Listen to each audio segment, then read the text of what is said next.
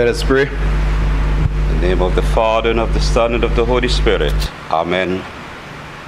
Almighty God, by whom alone all kings reign and princes decree justice, and from whom alone cometh all counsel, wisdom, and understanding, we, thine unworthy servants, here gathered together in thy name, do most humbly beseech thee to send down thy heavenly wisdom from above, to direct and guide us in all our consultations, and grant that we have in thy fear always before our eyes, and laying aside all private interests, prejudice, and partial affections, the result of all our counsels may be to the glory of thy blessed name, the maintenance of true religion and justice, the safety, honor, and happiness of the King, the public weal, peace, and tranquility of St. Lucia, and the uniting and knitting together of the hearts of all persons and estates within the same, in true Christian love and charity, one towards another, through Jesus Christ our Lord. Amen. And the grace of our Lord Jesus Christ, the love of God, the fellowship of the Holy Spirit, be with us all, now and forevermore. Amen.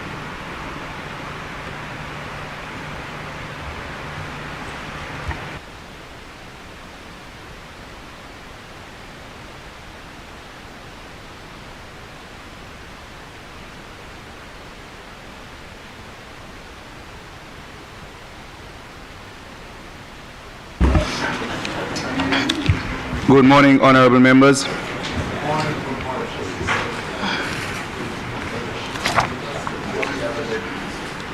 Announcements. I beg to announce that His Excellency the Acting Governor General has been pleased to assent the Consumer Protection Amendment Bill. Members may be aware of the passing of Sir Lytton Felix Thomas. He passed away on Wednesday, the 17th of January, 2024. Sir Lytton Thomas served as Minister in the Office of the Prime Minister with responsibility for the public service and public service reform, and as a government senator in August 1996. Sir Lytton Thomas was the original composer of the music of the National Anthem of St. Lucia. He had a long and distinguished career in the field of education at the national, regional, and international levels, and served as the first principal of the Sir Arthur Lewis Community College. Additionally, he served as St. Lucia's representative and vice chairperson on UNESCO's executive board. An official funeral for the late Sir Lytton Felix Thomas will be held at the Minor Basilica of the Immaculate Conception on Thursday, February 15, 2024. A special tribute will be done by Dr. Didicus Jules, Director General of the Organization of Eastern Caribbean States, at 2:15 p.m., followed thereafter by the funeral service scheduled to start at 2:30 p.m. The body will lie in repose in the Parliament Chamber on Thursday, February 15, 2024, from 9 a.m. to 12 noon. The Office of the Parliament extends condolences to his family and friends. We also extend condolences to Chairman Emeritus Tom Walcott, who passed at the age of 87 on January 25, 2024. Emeritus Tom Walcott served as a senator in the upper chamber of the Parliament, where his contributions were always directed towards the upliftment of ordinary folk. His fierce loyalty to the party and his native country, St. Lucia, was a dominant feature of his personality. Her Majesty the Queen inducted him as an officer of the Most Excellent Order of the British Empire, OBE, for his distinguished contribution to national development. Besides engineering, he was well acquainted with a wide range of subjects, including history, philosophy, religion, world affairs, and of course, local, regional, and international politics and economics. He will surely be missed.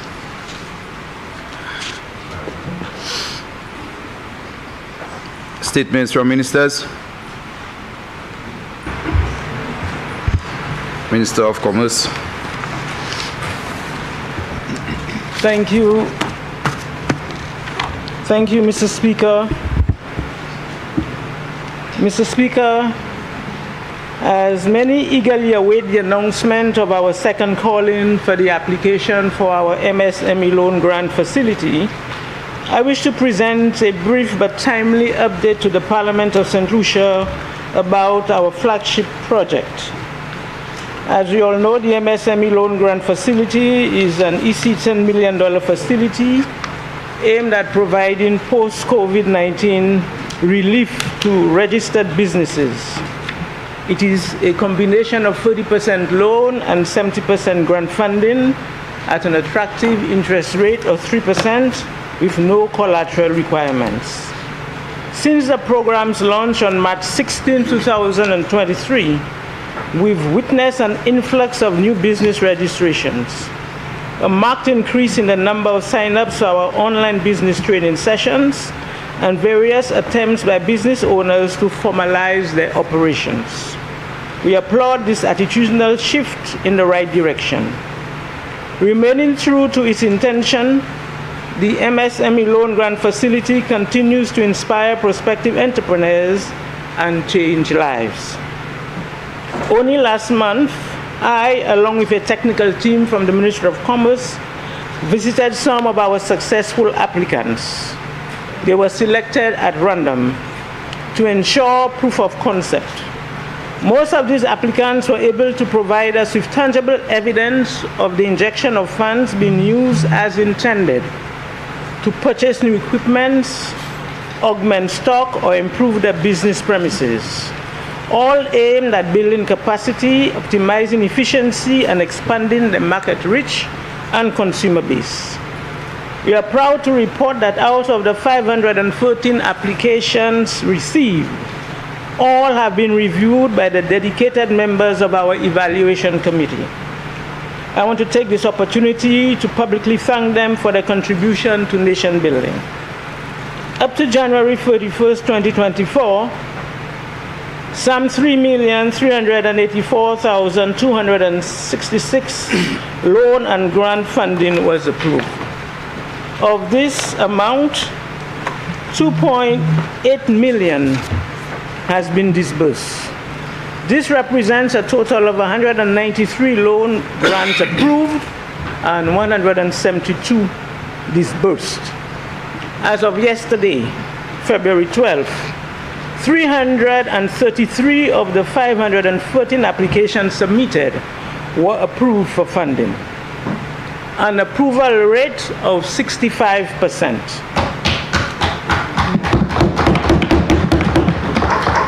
112 applications were not approved, which is a denial rate of 22%. 61 applications were deferred on account of missing information, and 7 applications are pending credit checks. Our team at the Small Business Development Center is in the process of following up with clients to ensure all outstanding documentation is submitted. We want to inform the general public that we are currently collaborating with the OAS to assist potential applicants in preparing the business plans for the second call. Additionally, for those who applied but were unsuccessful in the first call, we want to ensure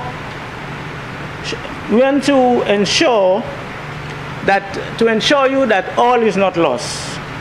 There would be an opportunity for you to make a revised submission under the second call. Mr. Speaker, as such, I am pleased to announce that the open date for the second call-in for the MSME loan grant facility will be the 2nd of April, 2024. Thank you, Mr. Speaker.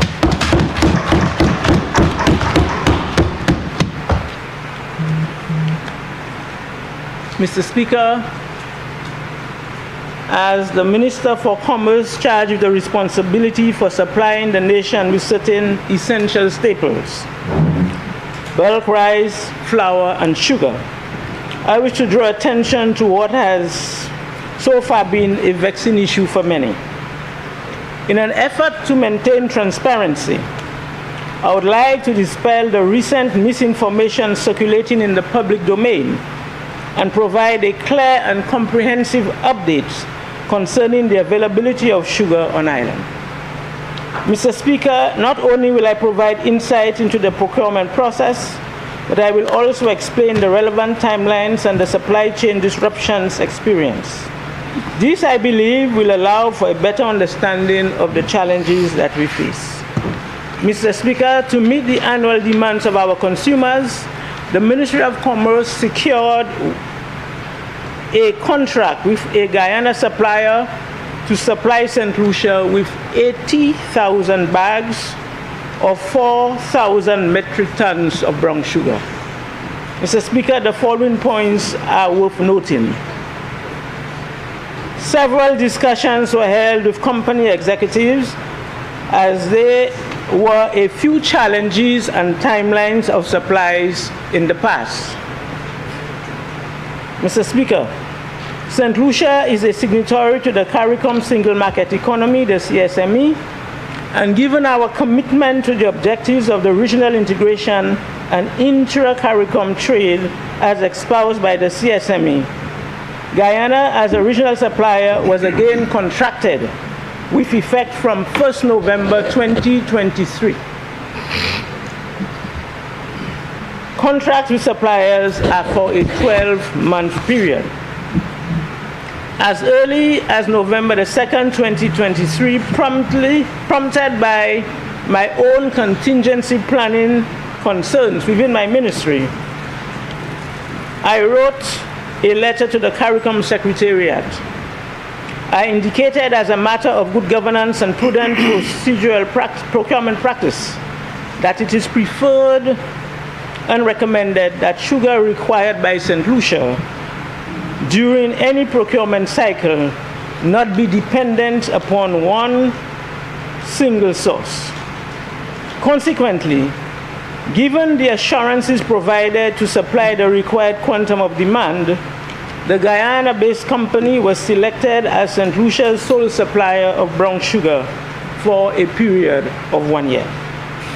Given these circumstances, and in the event that this supplier was unable to consistently meet our demand for the commodity on the contract, as has been the case in previous years, we felt it necessary to request from the CARICOM Secretariat a suspension of CARICOM external tariff to import sugar from outside the CARICOM region.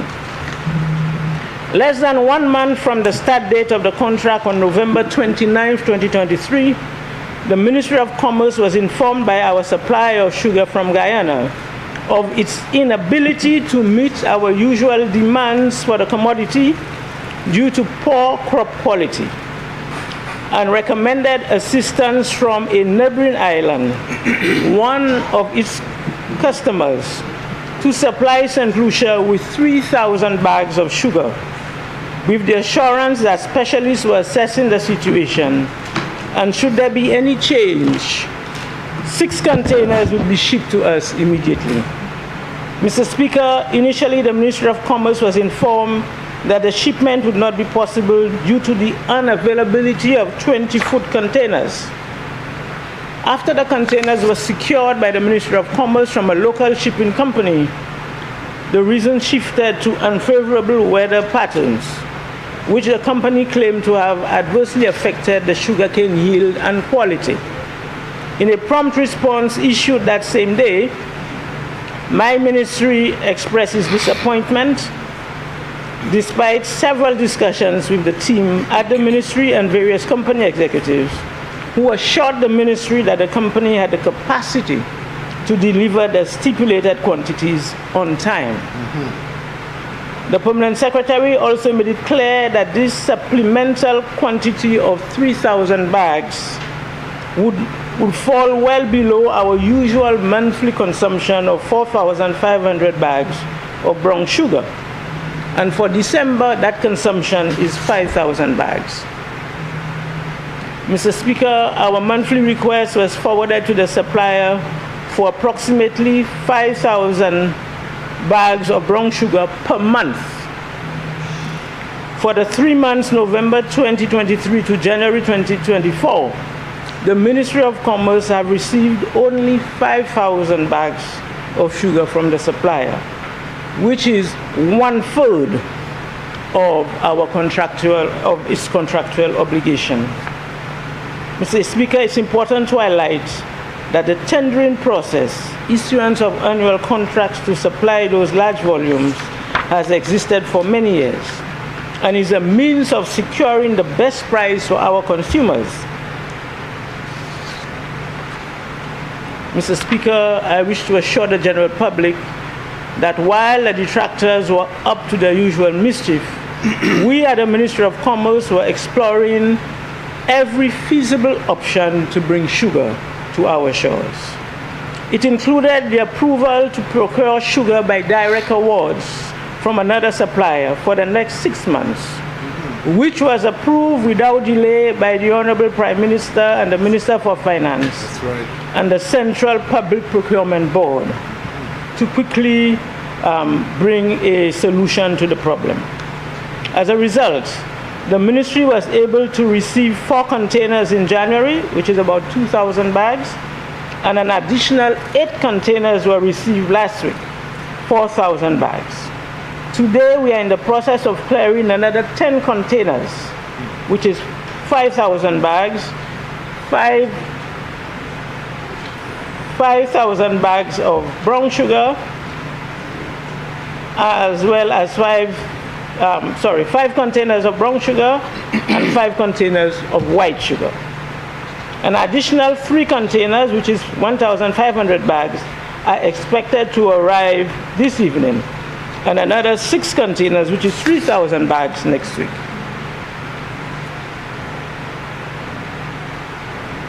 From January 2024 to the shipment date due next week, Mr. Speaker, that is a total of 15,500 bags of sugar, 13,000 bags of brown sugar, and 2,500 bags of white sugar.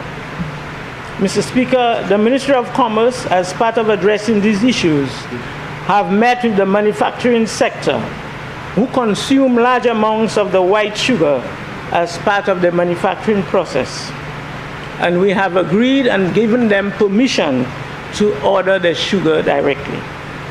Also, we are making a request to CARICOM for suspension of the CET to allow St. Lucia to order sugar from outside the CARICOM region.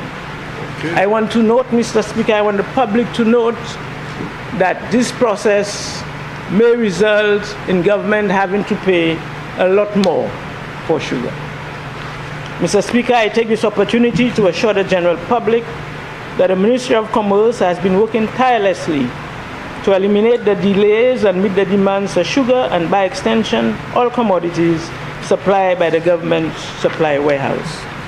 I take this opportunity to thank our partners, the distributors, wholesalers, and retailers who assisted with the distribution of the limited supply over the past few months.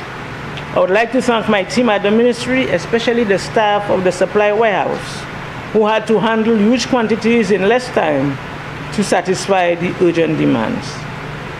Last but not least, I would like to thank our valued customers for their patience and understanding, and look forward to continue serving them. I thank you, Mr. Speaker.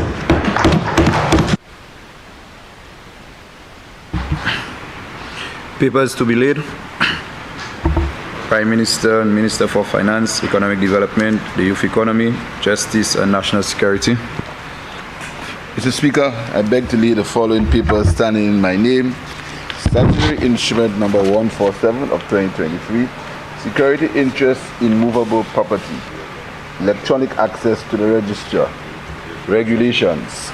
Statutory Instrument Number 149 of 2023, the Value-Added Tax, Resolution of Parliament to approve draft value-added tax amendment of Schedule 3, Number 3 order. Statutory Instrument Number 150 of 2023, Public Finance Management Act, Resolution of Parliament to borrow for capital or current expenditure, Education Rehabilitation Climate-Linked Facility. Statutory Instrument Number 151 of 2023, Public Finance Management Act, Resolution of Parliament to borrow for capital and current expenditure to finance the Patience Community Water Supply Project. That Instrument Number 152 of 2023, Fiscal Incentives, Stop Stone Fabrication Limited Order. Standing Instrument number 156 of 2023, legal profession eligibility, Shady Samaf Byfield order. Standing Instrument number 150 of 2023, excise tax amendment of Schedule 1, number 18 order. Standing Instrument number 159 of 2023, value-added tax amendment of Schedule 3, number 3 order. Standing Instrument number 160 of 2023, Public Finance Management Act, resolution of Parliament to authorize the Minister of Finance to guarantee a student loan line of credit on behalf of the St. Lucia Development Bank. Standing Instrument number 161 of 2023, legal profession eligibility, Pretina Danik Edwards order. Standing Instrument number 164 of 2023, income tax exemption, Optronics Limited order. Standing Instrument number 166 of 2023, excise tax amendment of Schedule 1, number 19 order.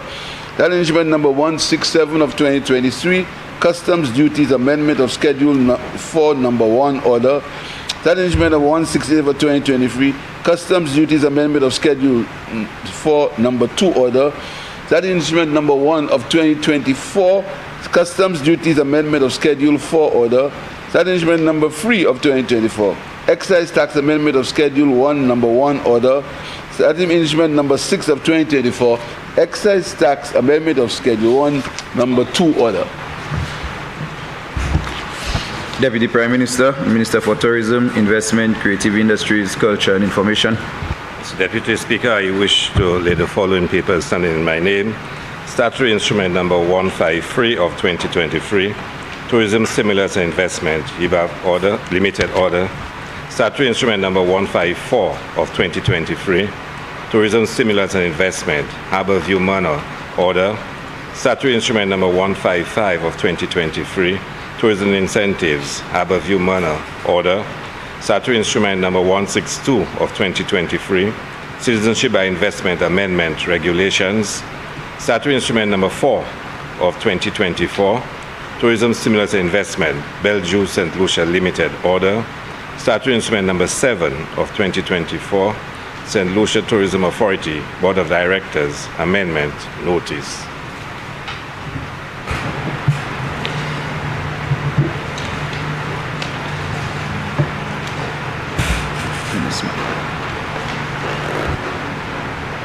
Minister for Commerce, Manufacturing, Business Development, Cooperatives and Consumer Affairs. Thank you, Mr. Deputy Speaker. I beg to lay the following papers appearing in my name. Statutory Instrument number 157 of 2023, Price Control Amendment number 18 order. Statutory Instrument number 165 of 2023, Price Control Amendment number 19 order. Statutory Instrument number 2 of 2024, Price Control Amendment number 1 order, and Statutory Instrument number 5 of 2024, Price Control Amendment number 2 order.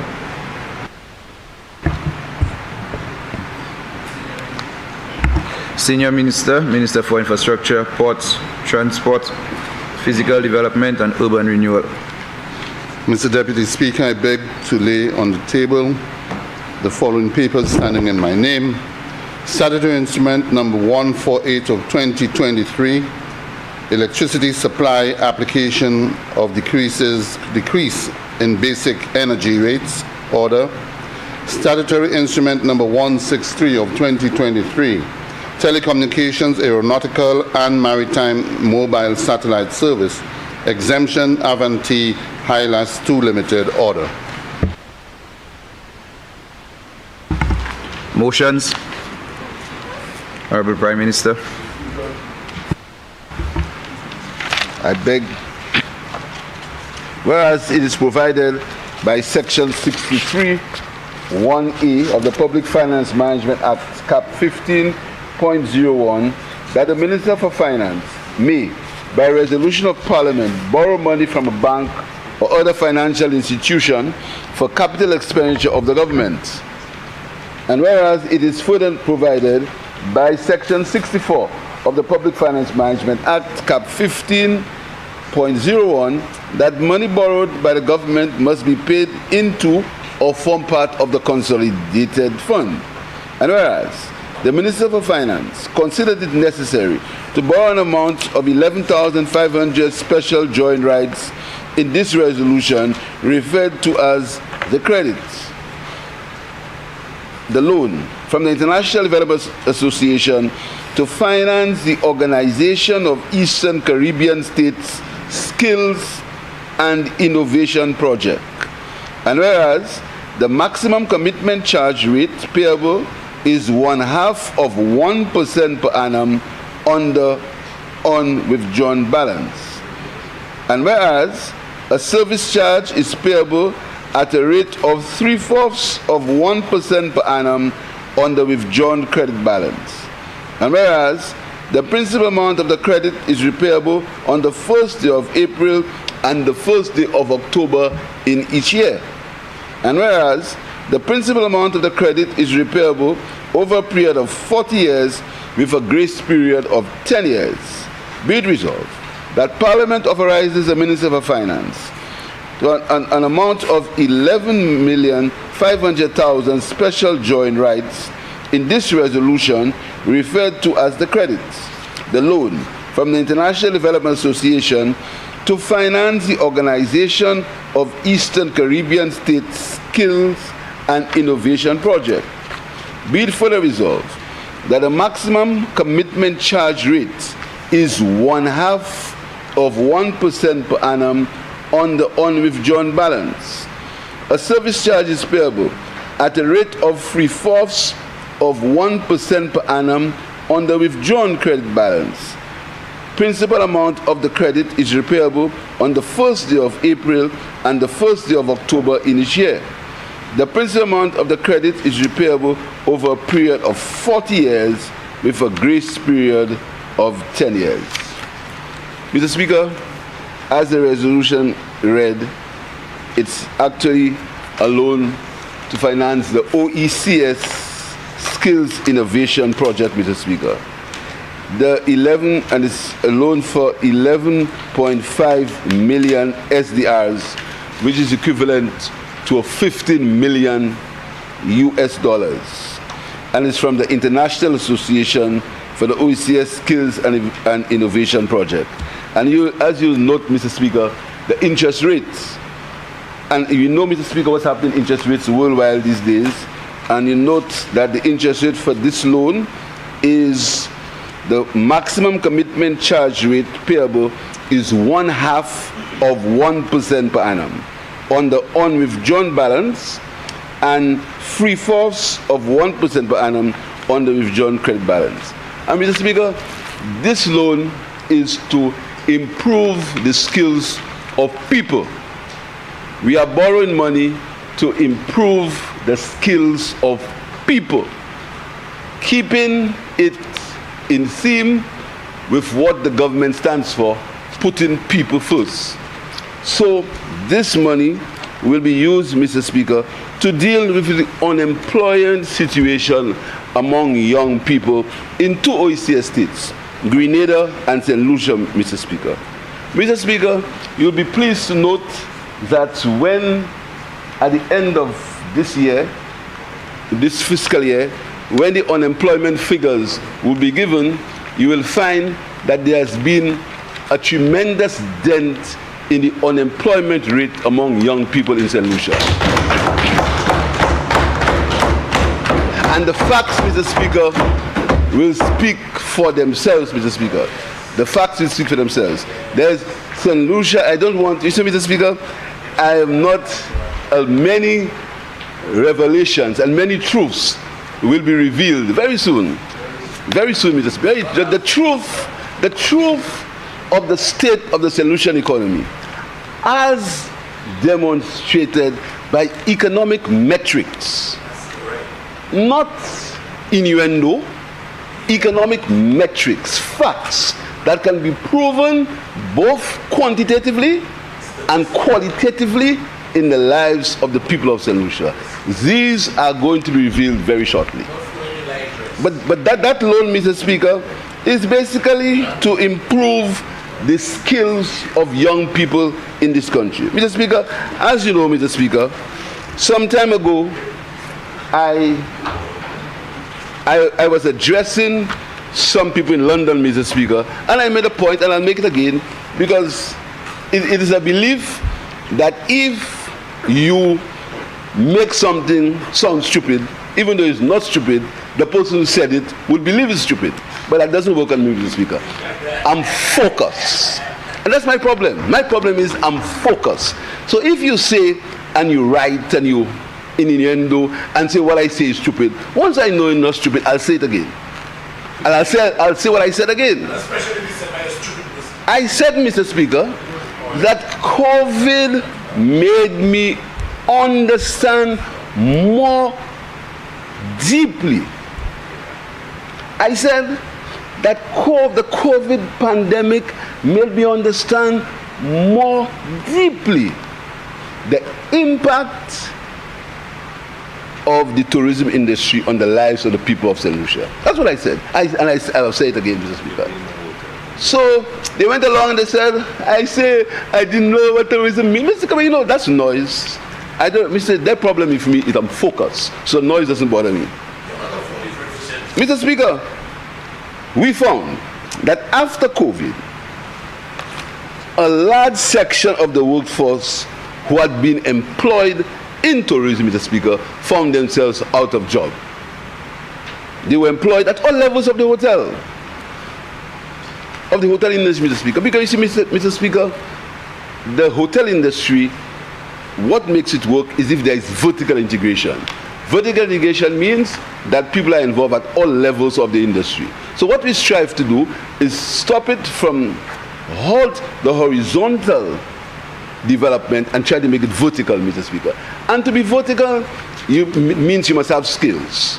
You don't have only to be a restaurateur or a waiter or housekeeper. You need to have skills. You need to have skills in IT. You need to have skills in the culinary arts. You need to have the skills, Mr. Speaker. So we found, Mr. Speaker, that a number of people who were employed in the tourism industry, both St. Lucia and Grenada, because these two countries, the impact was even stronger, Mr. Speaker. That we found that these people had to be reskilled, and these people had to learn different skills so they can get ready for the market, Mr. Speaker. So, Mr. Speaker, hoping that economic shock that COVID caused to the industry, and in St. Lucia, Mr. Speaker, we are particularly affected because St. Lucia, we borrowed over $300 million for COVID, Mr. Speaker, because we had absolutely no savings.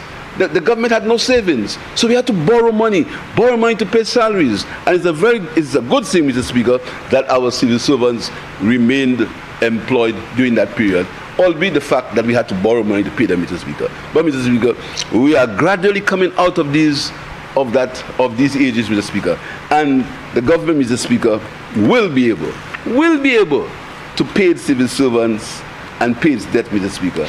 But that's for another show, Mr. Speaker. So, Mr. Speaker, we found that the youth unemployment rates were exceptionally high, Mr. Speaker. In St. Lucia, at that time, it was said that between 37 and 45% of the young people in St. Lucia were unemployed during that period. And what happened, Mr. Speaker? These young people were displaced and they could not find employment because they didn't have the necessary skills to be able to work in other parts of the industry, Mr. Speaker. So our productivity fell, Mr. Speaker, and there were skill shortages. So the impact of that loan is to upgrade the skills of these young people, Mr. Speaker. That hopefully would be the impact of the loan, Mr. Speaker. So, Mr. Speaker, what are the components of that loan, Mr. Speaker? Number one, Mr. Speaker, first of all, Mr. Speaker, this loan, Mr. Speaker, it's hopefully the productivity of the region will increase. And in the long run, its growth and the negative impact of skill shortages will be reduced because these young people are going to be reskilled, Mr. Speaker. Mr. Speaker, the mismatches that exist between the high youth unemployment and the mismatch and the skills mismatches. Because you find when some young people go and look for a job, you ask them what they want to do, they say anything. There's no job as anything. There's no job called anything. But it's because of the mismatch, Mr. Speaker. The young person and the availability of jobs to match their skills, Mr. Speaker. That is why they say they can do anything, Mr. Speaker. But there's another story, Mr. Speaker, which will be told, and which was criticized and written about, and all kinds of slander and all kinds of things, Mr. Speaker, was said, Mr. Speaker. But that story is a story that will be told short, Mr. Speaker. It's the story of the youth economy concept of St. Lucia, Mr. Speaker. The YEI concept. When that story will be told, Mr. Speaker, that story will be told. So regardless of all the pappy showing and things, Mr. Speaker, remain in focus. That story is going to be told, Mr. Speaker. Remain in focus. So, Mr. Speaker, this increase is also called, Mr. Speaker, increased investment in research, development, and innovation, Mr. Speaker. What that means is that there'll be an increased investment in technology, technological adaptations. So that means that young people will be able to use the new economy because of the training that they will undergo, Mr. Speaker. Mr. Speaker, there are a number of young people who work from their homes. A number of people, they create employment from their homes using the technology available, Mr. Speaker. And, Mr. Speaker, it's very important. And, it shows the government's plan, Mr. Speaker. We never said, Kigain Irani in computers, Mr. Speaker. What we did, Mr. Speaker, is we started the one computer, one laptop per child per school in St. Lucia, Mr. Speaker. Because we knew that in spite, again, of all the slander and the calumny, that we knew that if you gave, there is nothing in this world that's perfect, Mr. Speaker. You can find downsides in everything in this world. There is never a perfect solution. Anything you do, Mr. Speaker, there'll be some level of downside. Must be. But we knew that in the main, if you gave every child access to a computer, together with smart classrooms and together with teaching children how to use these machines, Mr. Speaker, you would have the increase in technological knowledge and increase in skills. And that's why the Ministry of Education must be commended for their work as it relates to technology in schools, Mr. Speaker, which is going to expand in the coming budget. Mr. Speaker, we also found that there was a lack of qualified employees, Mr. Speaker. And again, this is how the government's program is coming together. A lack of qualified employees. So we said we would have strived to have one university graduate per household. One person who is qualified at a higher level per household, Mr. Speaker. So you can deal with this mismatch of skills. So you do not have to all the time you have to say that you have to bring somebody from overseas because St. Lucia is not qualified. St. Lucia is not qualified means overseas. So we started the one university graduate per household. Mr. Speaker, and to make it even again, Mr. Speaker, you see how the government program works. What we did is we worked with a university to give full-time scholarships to households where no one in the family was privileged to go to university. We called it first generation scholarships, Mr. Speaker. First generation scholarships. So households, Mr. Speaker. And he who feels it most knows it, Mr. Speaker. Yeah. He who feels it most knows it. I was fortunate to have gone to get higher education, Mr. Speaker. But there are many people, Mr. Speaker, who are, well, I want to use a word, brighter than me, Mr. Speaker, but they could not go. And this is why I am in government.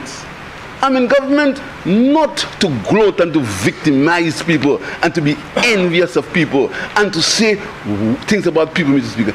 I'm in government to see that the people who went to school with me, who didn't have the opportunity to get a higher education, I and this cabinet and I will make it possible for them, Mr. Speaker.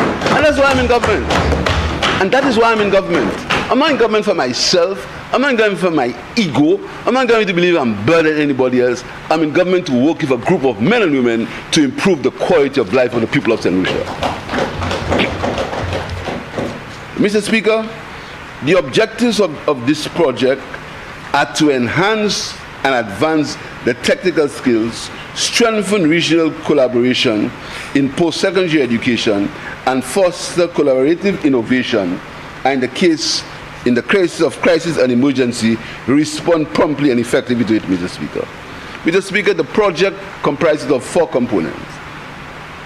1, fostering regional collaboration for skills and innovation in the post-secondary space, 4.8 million years. Mr. Speaker, Component 1 will support the development of an overarching regional strategic framework for post-secondary education and of mechanisms to enhance collaboration among OECS member states on post-secondary education. The improvement of post-secondary data at the regional level and the development of a regional innovation ecosystem with strong participation of post-secondary institutions. Component 2, strengthening post-secondary institutions and collaborative innovation, US 27 million. 1.07 million unguaranteed commercial financing. Component 2 will provide direct support to national colleges and other selected post-secondary institutions in participating countries to implement regional enhancement plans, support innovation projects, and develop new or enhance existing programs for priority skills with the objective of promoting improved learning environments and fostering better skills and innovation in the OECS in response to increasing private sector demand. Meaning, Mr. Speaker, that we are going to make an investment at the Soufriere Community College. Because we believe in our regional institutions, Mr. Speaker. We believe in our regional institutions, Mr. Speaker. And that is why in this budget, you will find that we are going to be assisting and paying the debts that were left behind for us from the University of the West Indies. Because we do not believe, we believe that there are fantastic organizations and learning institutions in Canada. We believe that. But we also believe that there are fantastic and learning institutions in the region, in St. Lucia, Mr. Speaker. So we believe that we ought also to concentrate on the regional institutions, and that is why we are going to be helping University of West Indies, and that's why we are going to be enhancing the Soufriere Community College, Mr. Speaker. Mr. Speaker, component 3, project management and technical assistance, US 4.2 million. Component 3 will provide technical assistance to support the implementation of project activities and finance the establishment and functioning of free PIUs, free project management technical institutions, Mr. Speaker.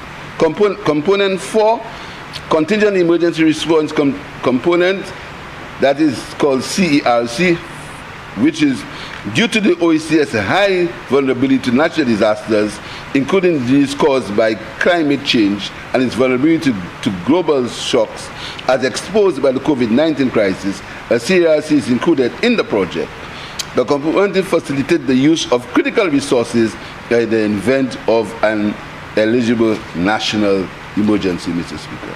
Mr. Speaker, the primary beneficiaries of that project will be 40,000 young people, ranging from ages 18 to 44, who are currently enrolled or will enroll in post-secondary institutions in the OECS region, and who will benefit from regional interventions to foster collaboration in post-secondary education space and new tools to access priority skills and support teachers, as well as 120 entrepreneurs and firms that will participate in the innovation projects, Mr. Speaker. And Mr. Speaker, this loan will lie in the offices it'll be worked to in the Ministry of Education, Mr. Speaker.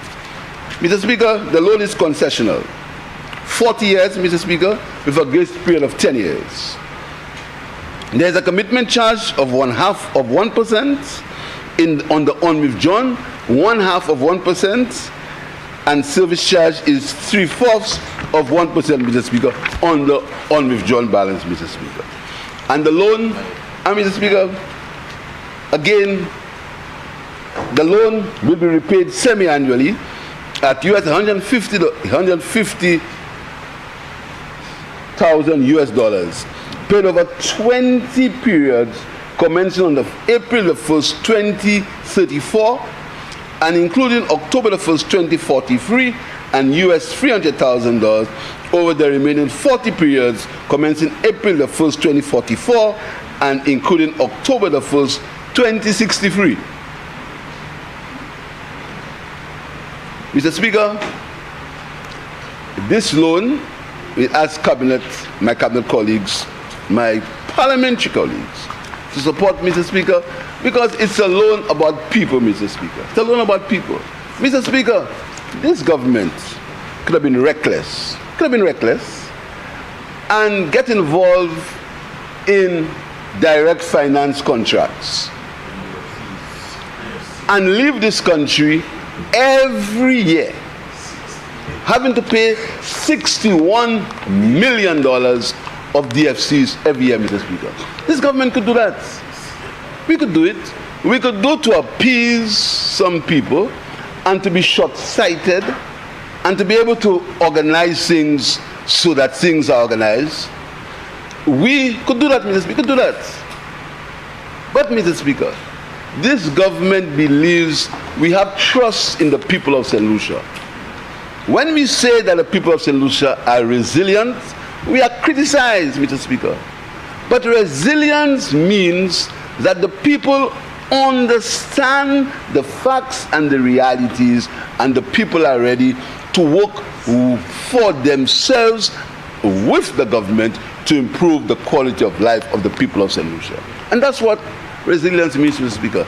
And our history is a history of resilience. We fought to free ourselves from slavery. We fought to free ourselves from colonialism, Mr. Speaker. We fought to do all that because we are resilient people and we are proud of our resilience. It's our resilience that has put us where we are, and it's our resilience that has caused the people of St. Lucia to make that change on the 26th of July 2021. It's because of our resilience, Mr. Speaker. So, Mr. Speaker, we could have gone along and borrowed and gone involved in DFCs and caused the people DFCs 4 years to repay, 5 years to repay, and cause interest rates at that time of between 5 and 7%. And go ahead and do it. We could have gone ahead. But, Mr. Speaker, this year and going to next year, Mr. Speaker, I want to assure the people of St. Lucia that we will present to the people of St. Lucia a plan, a method to improve the road infrastructure in this country. We understand that the road infrastructure in this country has for many years been in a state that it could have been in a better state. Many years, Mr. Speaker. Bad roads in this country didn't start in 2020, 2021, Mr. Speaker. Didn't start at that time. We understand. We know that. We're not gloating about the state of conditions of the road. We understand that, we know that. But we also know, Mr. Speaker, and again, these are facts that we hate to repeat. We also know, Mr. Speaker, that there has been unusual rainfall in this country for the last couple of weeks. Unusual rainfall, Mr. Speaker. That's a fact. That's a fact. We're not saying that's the reason, but it's a fact, Mr. Speaker. And we understand and we apologize to the people of St. Lucia that they are suffering through some discomfort in the roads of this country, Mr. Speaker. We understand that. We also say to them, Mr. Speaker, that bad roads in this country is a fact that nobody likes.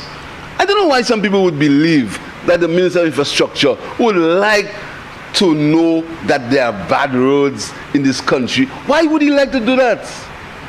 Why would he like that? You think we get up in the morning and say, it's good, get up yourself and bad roads? No. But Mr. Speaker, we are responsible. This cabinet is responsible. We are not going to burden. I'll tell you something. If this government was reckless, the state of the economy that we found and where we've brought it, and where we brought it is going to be proven by economic metrics, facts. That's where we brought it, Mr. Speaker. Facts. You understand? And Mr. Speaker, we could have gone and had DFCs and have DFCs. We could have done DFCs. We have the ability to have DFCs.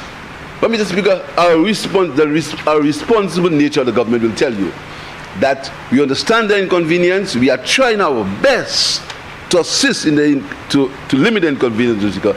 But we are going to, in the coming period, Mr. Speaker, we're going to make an impact on the bad roads in the country, Mr. Speaker. So, Mr. Speaker, I thank you and I urge my colleagues to support this resolution. Thank you, Mr. Speaker.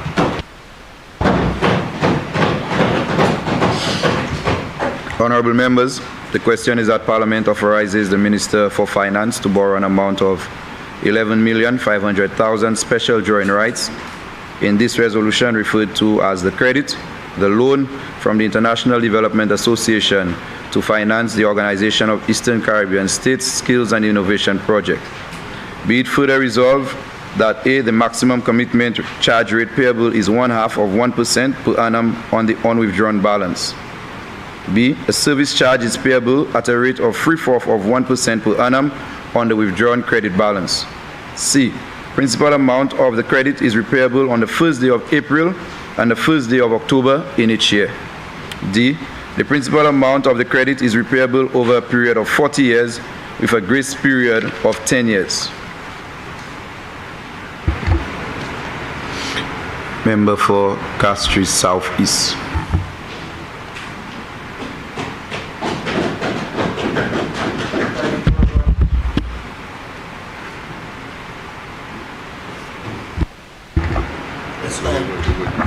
Thank you very much, Mr. Deputy Speaker. And let me thank you immensely for just sitting here and staring at you. And of course, my heart warms and I feel extremely happy that you were placed in a position to stay the house this morning. With your smile and your grace, I thank God for that responsibility that you are charged with this morning. And of course, need to say thanks for the Prime Minister and leadership of this government to see the wisdom in having a Deputy Speaker. Mr. Speaker, Mr. Deputy Speaker, I do rise to support this motion that is before us, the borrowing of such an important amount. And of course, I think of it in the context of borrowing for our people, borrowing for educating and moving our people forward. Mr. Speaker, my contribution will be brief, but I want to capture it from the basis of what I learned at church, from a basic instruction from Solomon in Proverbs 22 verse 6. And it reads that train up a child in the way that he should go, and when he is old, he will not depart from it. Of course, most times when theologians speak about training, they probably would be thinking of the values of seeking God, which is also applicable, or the context of actually seeking God wisdom. But also in those days, training up a child also meant improving their abilities and talents. And while today in our world that we do not arrange training like it happened long ago, even in our back in the 60s, 70s, when I grew up, you could have gone to a tailor or a carpenter or to a mechanic and learn the trade. Today, these things are institutionalized, where you must attend some arranged way of training. And therefore, the amount being placed or the amount being provided under this motion is to ensure that we continue to invest in our people. Mr. Speaker, there's a saying that I learned at primary school: speak the truth, and you must speak it always, cause it what it be. And this morning, I just want to remind you, Mr. Deputy Speaker, that some time ago when I was in opposition, I had the occasion to speak with a member from the other side. And I was surprised at a statement that was made on the matter of youth unemployment. And the member indicated that one of the problems with youth unemployment is because we invested this country in universal secondary school education. That statement was made. I remained quiet, but a deputy permanent secretary who was present met me days after and said to me, I said to him, did you listen to the statement made? And he said, but I was surprised you said nothing. I was shocked that a parliamentarian or member of government indicated that the issue with youth unemployment is because we had invested in universal secondary school education. The argument was being made that because children had the opportunity to go to secondary school education, they were not interested in learning skills. And I reflected on it. And I asked the then Deputy Prime Minister, so because I want to be a carpenter, that I should not understand Pythagoras' theorem, that the square root of 3 squared plus 4 squared is equal to 5, and that you can square the corner of a house by using measurement only. Pythagoras' theorem can allow you to square up a house, because Pythagoras show you that a squared plus b squared is equal to c. I ask myself, why would someone believe that universal education, secondary school education, would limit the abilities of persons? So what we have found ourselves in is an issue that is global, regional, where a lot of the economic dynamics has allowed persons to find themselves unemployed, particularly our youth. And this investment of our young people would allow persons to become employable, would provide opportunities, Mr. Speaker. But Mr. Speaker, this has been in the it is happening when you take into consideration the focus that this government has on the youth. And we came up with the idea of the youth economy. We are thinking of the young people of this country in a way that has not happened in the past.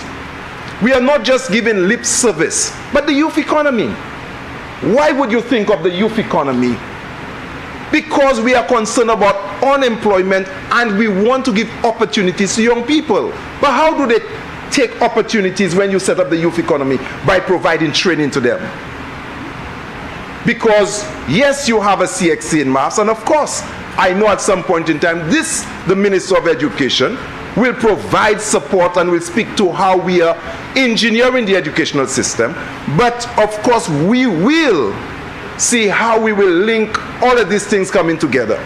So, Mr. Speaker, there is a big difference in what has happened in the past and what we're trying to do. The trajectory is important, where we are heading. So, of course, yes, we will equip our young people with abilities so that they can be innovative, and we are starting to see a lot of this happening. A lot of the young persons I am seeing coming to me in my constituency are looking for small business opportunities. They are also interested in providing training. Even when they had their dropout experience at secondary school, they are willing to take up the opportunities if presented to them. And I usually applaud those persons, and I go out of my way and say to them, any person who, whether you are UW, SLP, you are interested in continuing your education at this time, I will find on the CDP to help you. As a matter of fact, I think I may have used more of the resources towards investing in young people to provide them with opportunities. We understand that there is a difference between education and concrete. There is a difference between education and asphalt concrete or Portland concrete. You understand? Concrete with a hurricane and with the turbulence of water can be washed away. Of course, and if we have to remove everybody from this country because it's damaged, because there's no concrete to drive on, you can leave this country, get on a boat, get on a flight, and live with your education. That is why we invest in our people. That is how you create resilience of a population. That is, yes, that is how you create hope for the future. That is how you ensure that there is a greater tomorrow. So of course, Mr. Speaker, this country believes that there is a fundamental difference between education and concrete. And of course, and while we understand that some persons will complain about the state of roads, it is not today, 2.5 years in power, Mr. Speaker, Mr. Deputy Speaker. One would ask, why are the roads in such a condition? And when you take the exponential degradation of our roads, this thing did not happen overnight. Roads do not just damage instantly because there's a new government in power. There's a chemical reaction that takes time and is progressive until you find the roads in this condition. But it seems as if we are the ones responsible. No, we accept the responsibility because we are in power. But of course, we are taking our time and we'll correct it. But we will not leave our young people education behind. And that is why we are investing every cent we can strategically to ensure that there is a better tomorrow for our people.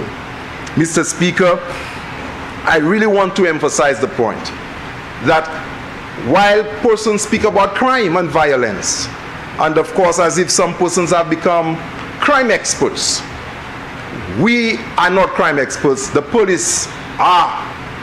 What we are concerned about is our young people. We are concerned about them in terms of their welfare.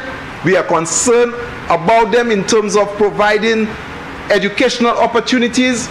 We are concerned about them in every aspect of their life. While the police will be equipped with their resources to do their work, this cabinet will continue to find resources to invest and provide opportunities for our people. So, Mr. Speaker, I rise to support this important borrowing, and the funds, I know, is in the hands of an able Minister of Education. I know that the cabinet of ministers that rally around that borrowing is actually representing every sector that is important. I support and I applaud all cabinet ministers this morning in this chamber for housing support, for the ability to strengthen our roads, our Minister of Agriculture, you know, in providing the support that is needed, the Minister of Education, Tourism, and our dear Prime Minister this morning. May God bless our effort as we continue to use the resources of the state to push our population forward. Thank you, Mr. Speaker. Member for Soufriere, Jacques. Thank you, Mr. Speaker. Mr. Speaker, I rise in support of the resolution before us, and that is the resolution on the floor that was presented by the Minister of Finance to seek approval of Parliament to borrow the sum of special drawing rights 11.5 million or US 15 million from the International Development Association for the OECS Skills and Innovative Project. The countries that are going to benefit, St. Lucia and Grenada. Mr. Speaker, as a parliamentary rep for Soufriere, Jacques, as I engage the young persons in my constituency, time after time, Mr. Speaker, the issue of skills gap becomes apparent. And as a PAL rep in trying to address this, at least for last year alone, I have attempted on 2 separate occasions to fund training programs for our young persons. Right. Earlier this year, I spent funds in training some 20 young men to become boat captains. And ongoing now, which started last month, I'm training some 40 young persons to prepare them for jobs in the BDO area. Mr. Speaker, but what is most important for me as the Minister for Commerce, Business Development, Manufacturing and Consumer Affairs, only last month I met with the various organizations individually. I met with the Chamber of Commerce, I met with the Manufacturers Association, I met with SLISBA. And Mr. Speaker, what was coming out very clearly when I met them individually was the concern with the HR skills that they're looking for. They lamented a gap in technical skills, they lamented the gap in soft skills, and they lamented the fact that there was a mismatch between and a gap between skills needed and skills available. So, Mr. Speaker, today I want to applaud the Minister for Education and I want to applaud the Minister for Finance in putting this critical project together so that we are putting an investment in our people. By having that investment, what we are doing is to ensure that we shift the foundation. Our young persons, we've heard how they perform at school, but right now we need to sit down between government, private sector, Ministry of Education, the business community, and identify the skills that are needed for us going forward. I'm very pleased that this is also an OECS program, because right now there with the movement of people, I am pleased that when we prepare our young persons within this program, we are giving them the tools, not only for St. Lucia, not only for the OECS, but throughout the CARICOM. So I want to support the resolution before us, and I want to wish that our young people will embrace that opportunity. That is it, that they will embrace it and see that as a government we continue to put our people first, and now we are putting our young people first. This is a significant investment of US $15 million. As we've heard there, we've invested for several things, but now we are saying we need to build the human capital of our country. And as the minister, and now I'm speaking on behalf of the business community, that we welcome this initiative. And I know, based on the conversation that we've had, that the business community is looking to sit together with government. And I also want to thank the Honorable Prime Minister and the Cabinet of Ministers.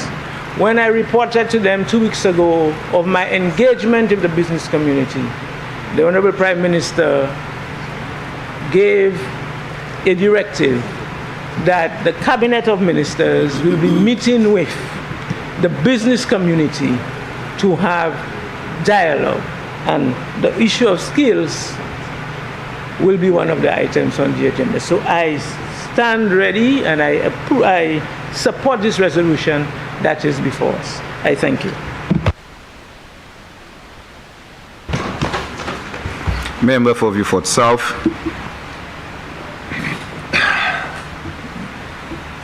Mr. Speaker, I have chosen to address you as Mr. Speaker, not Deputy Speaker, because once you occupy the chair, you're really Speaker. You become elevated, and so in recognition of your elevation, I choose to address you as Mr. Speaker and not Mr. Deputy, since you have effectively been promoted, whether it be for a short term or otherwise, but you enjoy a promotion. Mr. Speaker, any financing of skills innovation, skills development for young people is welcome. And this resolution attracts my instantaneous support, because it is a continuation of a trend of investing in our young people. But I want to return to a theme I have addressed in this house before, and I'll address it again. And I do not mind repeating myself time and time again in these chambers, because I have learned as a teacher that repetition eventually succeeds. Repetition eventually conquers. It has value. You will irritate some people when you repeat yourself time and time again. They'll tell you, same old thing again. There he goes again. But you see, Mr. Speaker, irritation notwithstanding may, in effect, sometimes allow for the message to be transmitted, and you might get a change as a direct consequence. Irritation has its value. Mr. Speaker, the first question we have to ask is, why is it that the OECS is involved in this loan? The Minister of Finance disclosed that the loan will be used by the governments of Grenada and St. Lucia. So my question then becomes, if it's a loan for two countries, why on earth is the OECS involved in administering such a loan? Why is it that the money was not made directly to the government of St. Lucia, or wholly and solely to the Ministry of Education to be administered? So that's the first question. Now, to be fair, this is not the first time that this has happened. It is not the first time that a loan that is intended to be utilized by a country is in fact managed through the OECS. And there have been abundant examples of regional loans, for example, that the OECS has been involved in. The transformation, for example, of the communication sector in St. Lucia when we decided to create ECTEL, for example, and then we paved the way for other actors to come into the provision of telephone services. That great revolution of the former Labour government and administration was in fact financed largely through a regional loan managed by the OECS. So it's nothing new. But my problem with the approach has to do with accountability. The fact of the matter is that there are some agencies in the international fora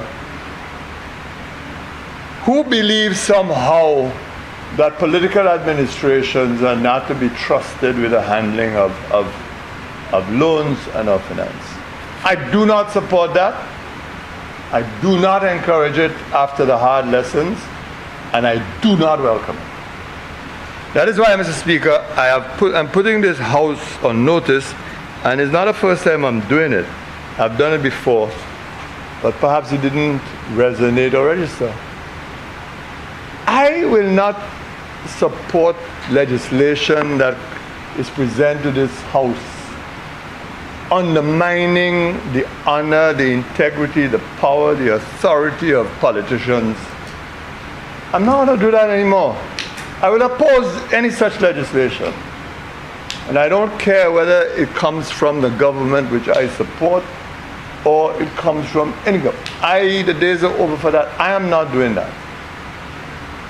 Because I believe that it is fundamentally unfair for politicians to be selected and be punished by these restrictions. It is not justifiable. The problems that politicians go through, for example, with banks, stands out. The fact that they have to sign special forms, they have to make declarations of all kinds of others sometimes to manage their own money. I cannot support such approaches any longer, and I will oppose it. And in similar vein, I will also oppose legislation to strengthen the regional financial task force on money laundering because of its oppressive character. But I will come to that in due course. I cannot. And I will oppose it and let it resonate that there's a parliamentarian in St. Lucia and the OECS will oppose such legislation, and they can describe me as they want. But I will give my reasons when the timing comes. Having said all of that, therefore, Mr. Speaker, I return to my original concern, and what I said I will your theme that I'd return to why the involvement with the OECS. I indicated, Mr. Speaker, that this is not the first time, and I say mea culpa, I am guilty. I am guilty because there were events during the administration that I'd had the honor to lead when we agreed to such arrangements. And I gave you one example, Excel, classic. But there's another for me that led the way to the change of opinion that I have. During our term, Mr. Speaker, between 2011 and 2016, we negotiated a loan with the World Bank to supplement the DVRP. Now you hear everybody talking about DVRP and the rest of it and so on all the time, and what a dramatic change the DVRP has brought to St. Lucia. And I'm really happy. Sometimes I look at some of the infrastructure works coming out of the DVRP, and I'm really so very pleased. It doesn't matter that nobody says, well, DVRP was a brainchild of the Anthony administration. It doesn't matter. But I watch it and I smile, and I'm really very pleased. They say that bridges rather than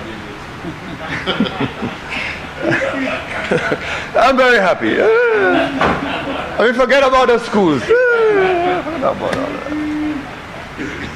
But there was a companion loan, Mr. Speaker, where again money was channeled through the OECS for supplemental infrastructure, including the redevelopment of Castries and the refashioning of Castries, building sidewalks and something that we have spoken about for years, the pedestrianization of the boulevard, and to stop traffic from going through the boulevard and allowing the boulevard to be restored as an area where St. Lucians and tourists can congregate and to build an outdoor cafe, etc.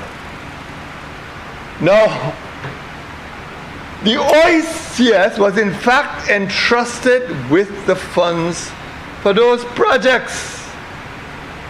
And I know that my colleagues who served with me in 2011, 2016 may not necessarily remember. They have a defect, Mr. Speaker, they don't remember well. You see, Mr. Speaker, I am blessed. At my age, Mr. Speaker, this mind is as sharp and alive as ever. I am blessed, Mr. Speaker. Really, really, truly blessed. So I remember these things. But, you know, the member for Soufriere would not remember those things. You know, they won't remember, but I do, Mr. Speaker. And I hope I continue being blessed, Mr. Speaker. Every time I forget a name, I say to myself, my goodness, is it here as an onset of Alzheimer's or something coming in there? I've forgotten this name. And I have to remind myself. But somehow it all comes back crystal clear. I was the most astounded person, Mr. Speaker, when the former administration then announced in a budget statement about the pedestrianization of the boulevard, as if they had plucked this brand new from the air. And it was, but it was not. It was in fact a project of the Labour administration that I led, and I did make an announcement in one of the budget speeches, either the budget speech of 2014 or 2015. But they announced it, and I was happy to hear it. My only complaint at the time, which I didn't pursue, was that they gave the impression that it was a new project. As I said, they had plucked and they had fashioned and so on. It was their own. It was not. What does that have to do with OECS? What does that have to do with OCS? Those funds were supposed to be made available through the OECS, through that project. Of course, it hasn't happened. I have no idea what has happened to those funds. Whether the funds have been remitted back to the World Bank, we have no reports, no indication. Up to this day, you don't know what projects were financed, what projects were funded, what projects were discarded, because there were problems in implementation. Nobody knows. Nobody knows. A noble and necessary project like the pedestrianization of the boulevard and redesigning the whole flow of traffic and cleaning up the city, which is a problem. Nothing ever happened, Mr. Speaker, nothing. So then, come back to today. You will understand why I have problems with regional institutions like the OECS, like the central bank is another one. The central bank, and I'm going to come to it at the right time. Why they have to be trusted with implementing projects and programs which, properly speaking, belong to the realm of governments.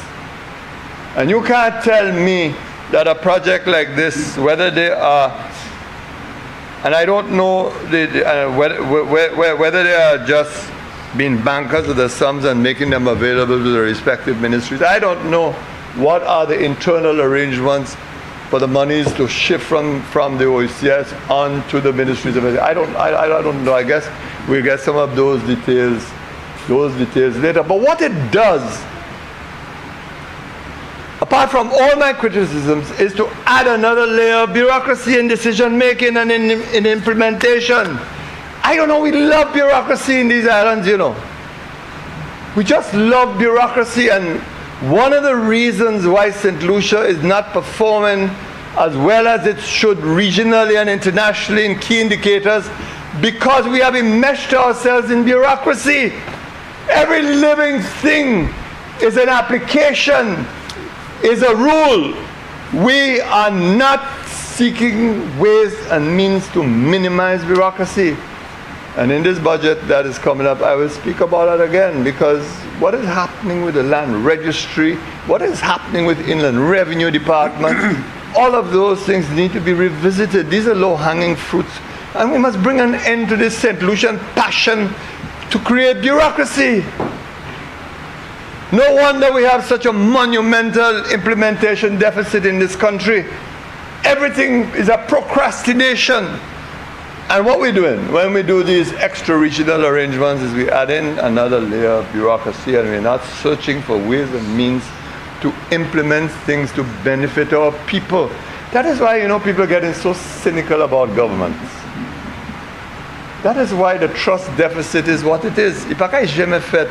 C'est pour ça qu'on just parler, on lot bagay yo ka di encore. More talk. Why? Because of this seeming passion to bureaucracy.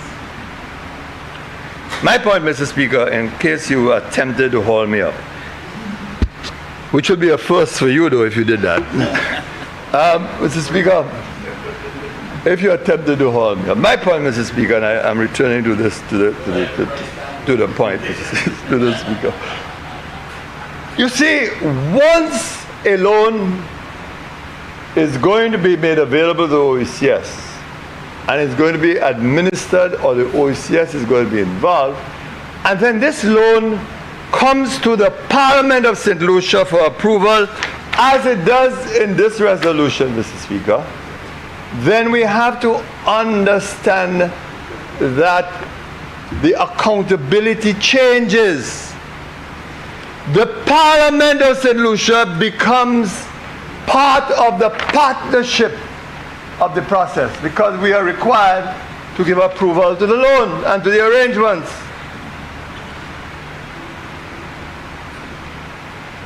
But we hear nothing from the OECS. Parliamentarians have been held in with contempt, disregard. because they're not told what is happening to the money that they approved of and for which they have liability. I do not believe these loans or requests for loans should be coming to Parliament until and unless there's a rider that the organization with whom responsibility is assigned makes quarterly or 6-monthly reports to the Parliament of St. Lucia how they are utilizing the funds for which the Parliament of St. Lucia has responsibility for. So you see, when problems arise, payments have to be made. It is the taxpayers who have to bear the responsibility. And that's my problem, Mr. Speaker. And so I have taken you on this little journey this morning, perhaps to put the thing in a wider context, the issues in a wider context, but to explain to you my uneasiness about these things.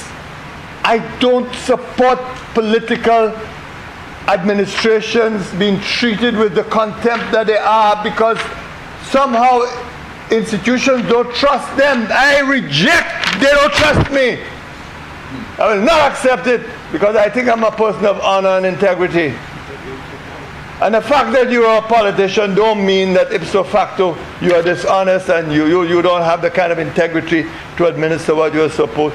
I reject what the banks are doing to politicians. I don't accept it. I don't accept that I have to be told I'm a PPP and I must make a statement.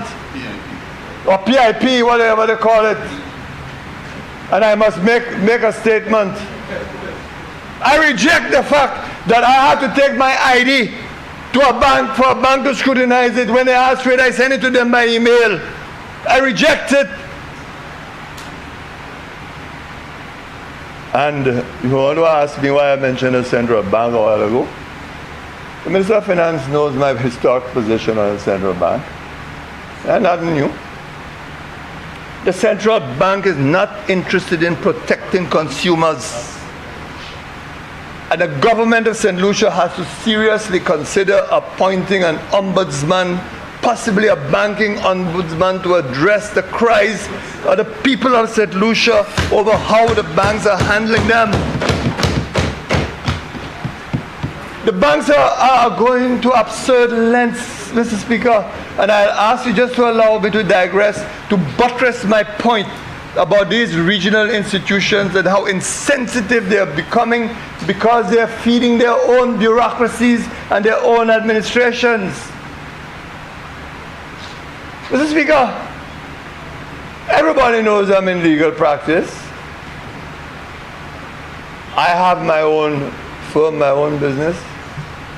Mr. Speaker, I have a bank that opened an account for me for my firm, Anthony and Antoine, several years ago. I mean, after entering opposition.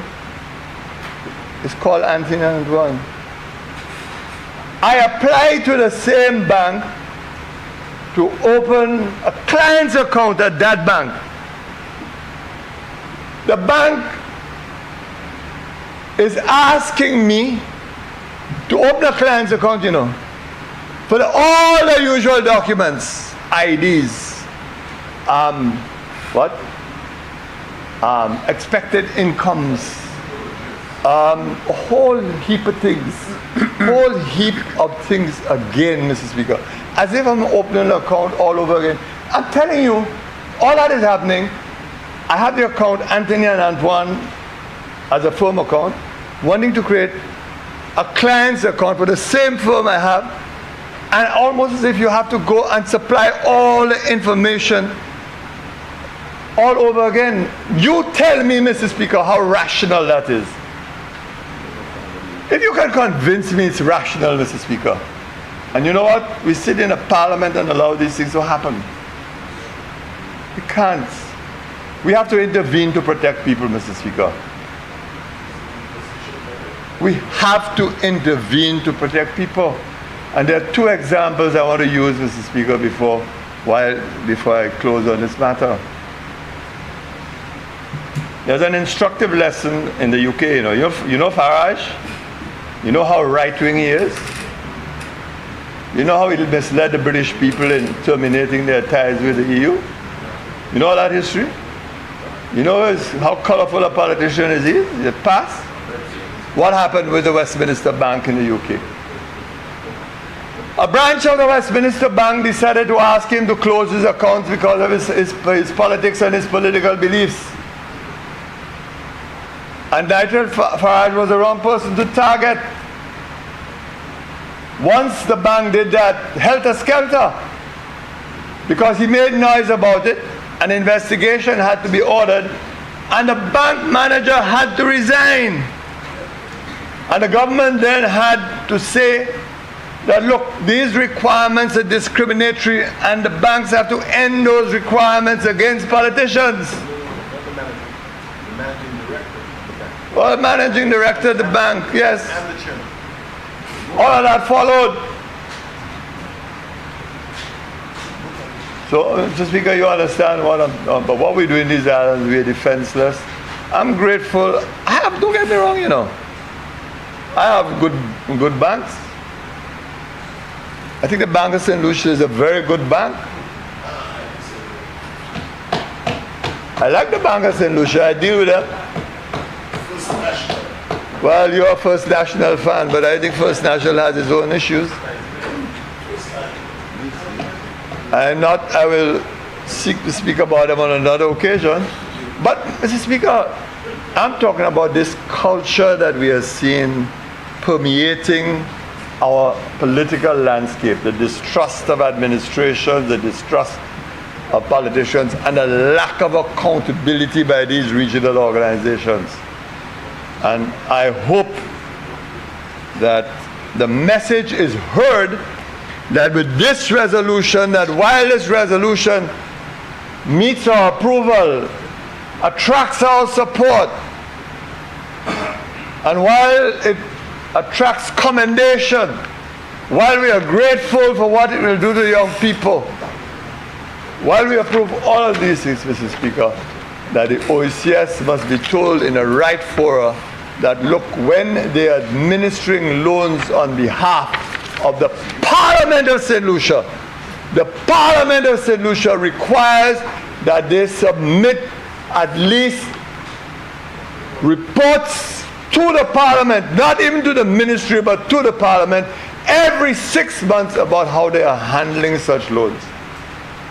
And the experience I told you about, the work that the OECS was supposed to do with helping us to reconsider and review the urbanization of Castries, etc., stands out.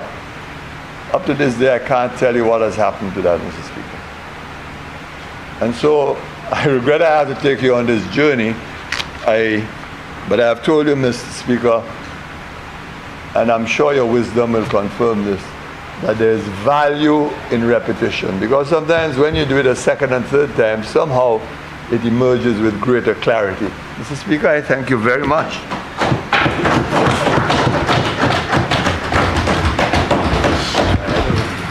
Member for Choiseul Saltibus. Thank you, Mr. Speaker. Good morning. Mr. Speaker, I must say, before I begin, that I miss you on my left side, because normally, you keep me updated on a mutual interest. But that's for another show. Mr. Speaker, if you give me permission just to respond to the member for Vieux South briefly, and some of the comments that he made, the contribution. And I want to make it very clear, Mr. Speaker, that I hold no brief for any bank, despite having worked in the banking sector for the past 35 years. But I think it's important that we take into account the lessons that have been reflected all around us, regionally, internationally, as to some politicians having to pay a very heavy price for using public funds for their own personal and private use, Mr. Speaker. And how, Mr. Speaker, it's a matter of Peter now paying for Paul. Because many, many cases, Mr. Speaker, politicians have been found gravely wanting in their actions. And so, Mr. Speaker, certain protection, the bank has its part to play. I must also, and the member for Vieux South may think I'm taking a swipe at him. It's a real unfortunate, the position that he's speaking very vociferously at this point, but we must not forget that the member was the chair of the Monetary Council on more than one occasion. And I'm hoping that he took the opportunity then to have made very strong contribution. But we do share the same passion with regards to how the banks currently are making some of our people unbankable. And that's a very important thing I think that we need to address. Unfortunately, I was selected as a chair to lead a banking committee in the House, and we have not been able to meet to discuss our target to the banks in terms of how we address some of what we believe is some very unfair practices and charges to a larger section of our population. Mr. Speaker, I believe any parliamentarian who would stand in this chamber this morning and not support this bill the head would definitely need checking, Mr. Speaker. Because any facility that will go to the development of our people, to improve the skills of our young people in particular, must be commended and must be applauded, Mr. Speaker. In fact, I have been very consistent over the years indicating that governments must borrow. Governments must borrow, but we must always look very closely at the borrowing.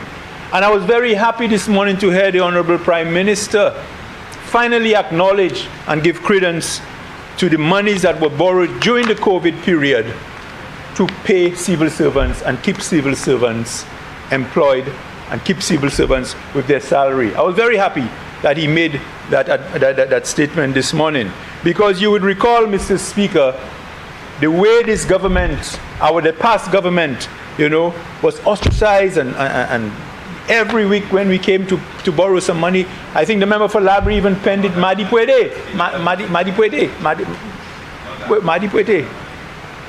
So, Mr. Speaker, I was happy that the Prime Minister acknowledged that the funds went to a very good use, Mr. Speaker. But, Mr. Speaker, the other issue I have is, while I commend borrowing to improve the skills of our population, particularly our young people, I think we need to be very consistent in how we go about, heaping praise or identifying young people that require training. Because I remember how the current government, when in opposition, we were admonished for supporting two companies in the South, ITEL BPO and Ojo Labs, for providing skills to young people, skills that they could travel with, Mr. Speaker, and market themselves. The opposition then felt that these monies were not being put to proper use by supporting these organizations. In fact, Mr. Speaker, you'll recall prior to that, these monies by the government when they were in office, they were actually going to support young people to work in establishments, to bag groceries, bag goods, and even to support farmers, Mr. Speaker. That's a fact. I'm aware of it, Mr. Speaker. No, I am saying that was a component. That was a component of it, Mr. Speaker. Please. I am saying, I don't know about that. Well, bring it. I am saying, Mr. Speaker, I am saying that this administration did not support the fact that the last administration provided funds to provide skills to hundreds, if not thousands, of young people in the South, who today are providing income to their households, Mr. Speaker. Young people who have been able to elevate themselves. Young people who have been able to move on because of the skills that they learned then, Mr. Speaker. So, Mr. Speaker, and Mr. Speaker, and the skills training, Mr. Speaker, must be taken in various facets. And my colleague, my friend on the other side, who's pointing at me. I want to take a swipe at him this morning. I want to take a swipe at him this morning because I'm hearing something and I'm hoping, Mr. Speaker, that he's not part of it because he is currently responsible for Invest St. Lucia, and I'm sure he's aware of the amount of money that Invest St. Lucia paid to ensure that certain lands in the Choiseul community remained as local lands. And I'm hearing that these lands are currently, and I'm hoping he can correct me to really put it at rest, that these lands are currently being contested to go to another ministry for housing development. Some of the most fertile lands in Choiseul where farming could be mechanized. In fact, when we were in office, I remember, Mr. Speaker, we spent considerable amount of money purchasing a very large pump, pipes and everything to run irrigation for farmers, because at that time there was supposed to have been a farmers displaced to Choiseul. And a lot of these pipes, Mr. Speaker, have been stolen. Building has been vandalized. The only thing left is the pump. And I'm hoping everything is done to secure that, because the plan was to provide farming lots for these farmers. And I'm hoping you protect that for Choiseulians. As somebody with Choiseul blood, I hope you protect that for Choiseulians. So, Mr. Speaker, I just want to say, any initiative to upskill our people is welcome, and I support it. But we must be very consistent and we must be very careful in our approach. I thank you, Mr. Speaker.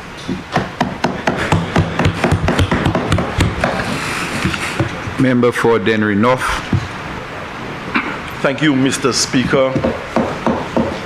Mr. Speaker, in making his contribution earlier, the Prime Minister mentioned the fact that he is extremely focused and that he will not allow anything to distract him in the discharge of his duties. And in keeping with the utterances of the Prime Minister, Mr. Speaker, I am finding it extremely difficult to remain focused on my presentation and not respond to some of what we heard coming out of the other side, in particular the member for Choiseul Saltibus. Mr. Speaker, he tried to draw a parallel between employment at Ojo Labs and the initiative that is before the Parliament this morning as it relates to skills training for young people in this country. But as I said, Mr. Speaker, this morning I will allow those comments to go by outside the off stump, to use a cricket analogy, and focus on what is before me. Mr. Speaker, I want to crave your indulgence to reach out to the substantive holder of the chair, who is unwell and unable to be with us this morning. I speak of the Honorable Claudius Francis. Mr. Speaker, I wish him a speedy recovery, and it is my sincere hope that sooner than later he will rejoin us in this chamber to do what he does best, Mr. Speaker, and that is to provide order and guidance in the Honorable House. So, Mr. Speaker, Mr. Deputy Speaker, I wish Mr. Speaker a speedy recovery. Mr. Speaker, I rise in support of the motion presented by the Minister for Finance and the Honorable Prime Minister.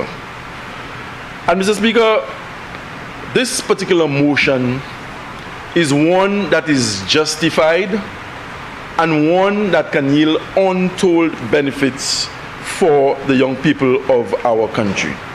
And the motion is to secure monies for the execution of a very necessary project spearheaded by the OECS Commission. And Mr. Speaker, skills training and innovation are more necessary in the development of young people today than ever before. But Mr. Speaker, I cannot present on the motion without paying homage to the staff at the OECS Commission, in particular those persons in the Education Management and Development Unit. Mr. Speaker, there is merit in working together as an OECS, as a subgrouping of islands in the Caribbean space. Mr. Speaker, we have been able to collaborate on a number of areas of national development and areas of programming across the islands. And so we meet very often at the technical level, and we also meet at the ministerial level as what is known as council. So for somebody like me, Mr. Speaker, in the government of St. Lucia, with portfolio responsibilities for education, sustainable development, innovation, science, technology, and vocational training, I find myself being part of two councils of ministers. COME, C-O-M-E, the Council of Ministers of Education, and I'm also on the other COME, Mr. Speaker, the Council of Ministers of the Environment. And Mr. Speaker, when we meet at the ministerial level, we have an opportunity, Mr. Speaker, to deal with common challenges as they manifest themselves across the islands. When we meet at an OECS level, Mr. Speaker, we are able to address some of the issues as they relate to economies of scale. Because you know St. Lucia is the largest of the OECS territories, demographically with a population of approximately 180,000 people, Mr. Speaker. And sometimes as big as we might be in an OECS context, the numbers are insufficient to cause us to do a lot of things that we perhaps could have done and achieve greater results doing when we collaborate as a subgrouping with almost 500,000 people. Mr. Speaker, it's an opportunity to share best practice. And Mr. Speaker, we learn from each other's challenges as an OECS. And there are a number of initiatives that we've been able to collaborate on, particularly in the realm of education. And one such initiative is the rollout of the PEARL, P-E-A-R-L, the Program for Educational Advancement and Relevant Learning, a 4-year program supported by GPE, the Global Partnership for Education, where the OECS collectively, we are benefiting from $10 million to help improve the education system and sector in the OECS on a number of fronts. One such program under the PEARL, Mr. Speaker, Deputy Speaker, is the Pre-K project. You would have heard me in this parliament before speak to the fact that we have had a significant decline in the enrollment of students at our primary schools. And when the numbers drop, Mr. Speaker, space is being made available at the schools whereby we can incorporate what we call pre-K programs where children from areas that are deprived of early childhood services, those children, Mr. Speaker, can find a space at the existing primary school in the community, thereby exposing them to the rudiments of education and nurturing them in an environment that fosters proper child development. Mr. Speaker, also under the PEARL, we've been able to harmonize and improve the primary school curriculum for students across the OECS. So I say all this to say that there is merit in collaboration at the level of the OECS, and from a ministerial standpoint in St. Lucia, Mr. Speaker, I am particularly pleased with the work that is being done by the Commission, and in particular the education unit at the Commission. Mr. Speaker, this new project seeks to strengthen skills and employability by improving educational opportunities in high value-added sectors and fostering quality and innovation among OECS national colleges and institutions, or what we call the higher or the wider post-secondary space. Mr. Speaker, our education system has one primary focus, and that is to prepare the young people entrusted in our care for life after school, so that they one day will take their rightful places in society. Mr. Speaker, there was a time in the history of this country when we had junior secondary schools, and if you had completed forms 1, 2, and 3 at a junior secondary school, you had done sufficient by way of educating yourself to land a job in the government system. And the expectation of every child who was graduating from a secondary education program was to land a job with government. Today, in the year 2024, we know that the public service no longer has the absorptive capacity to employ the 2,200 school leavers we have annually. And so, Mr. Speaker, we must begin to think out of the box. We must create avenues and an enabling environment whereby those young persons, they can become employers themselves. And they can also become employable, Mr. Speaker, even beyond the shores of our country. Mr. Speaker, our education system is about producing global citizens. so that the child from the Bas-Lagoas Combined School in the constituency of Labrie-Auger, or the child from the Olio Combined School in Dennery North, or the child from the Font-Assor Combined School in Babono, irrespective of where that child is enrolled, Mr. Speaker, the educational experience that we are looking to impart ought to be one that prepares that child to be on the same wavelength as his or her counterpart, whether they happen to be in Singapore, Canada, Ghana, or anywhere else in the world. And you can only do so effectively by having an appreciation for the times in which we live. So, Mr. Speaker, it is not enough for a child to graduate from secondary school and just enroll at the South Louis Community College, follow a program, and believe that this child is ready for the world of work. We live in a very dynamic global environment, and professionals have to constantly be retooling. And that is why it has become so necessary for us, Mr. Speaker, almost on a monthly basis to be looking at ways of improving the curriculum and the opportunities that we give to our young people.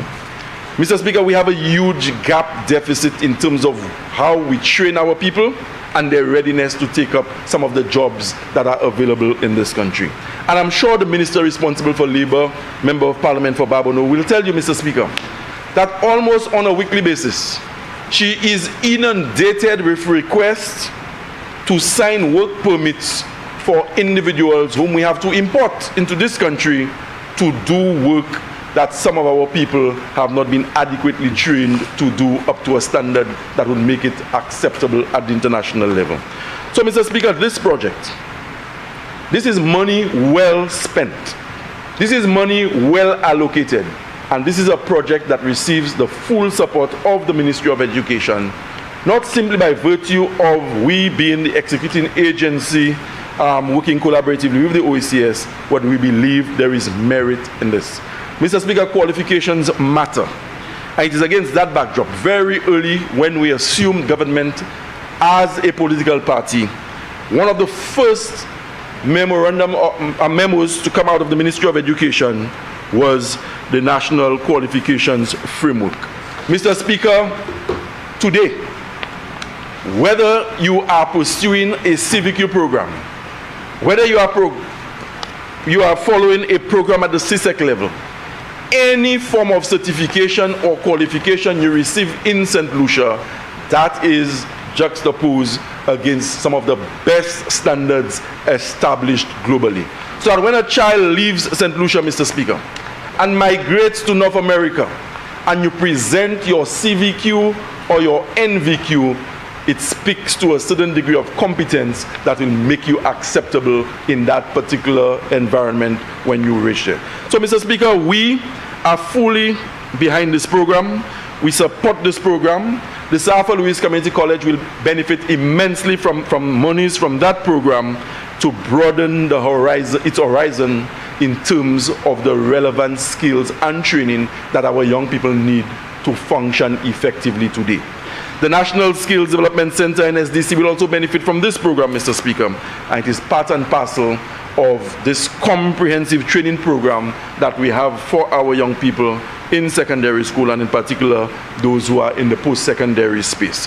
Mr. Speaker, the Prime Minister spoke of the need for the incorporation of technology.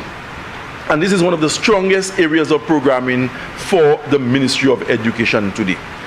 We have reinstated the one laptop per child program because we believe, Mr. Speaker, that in the year 2024, that every child should have access to a device to help with the learning and teaching process.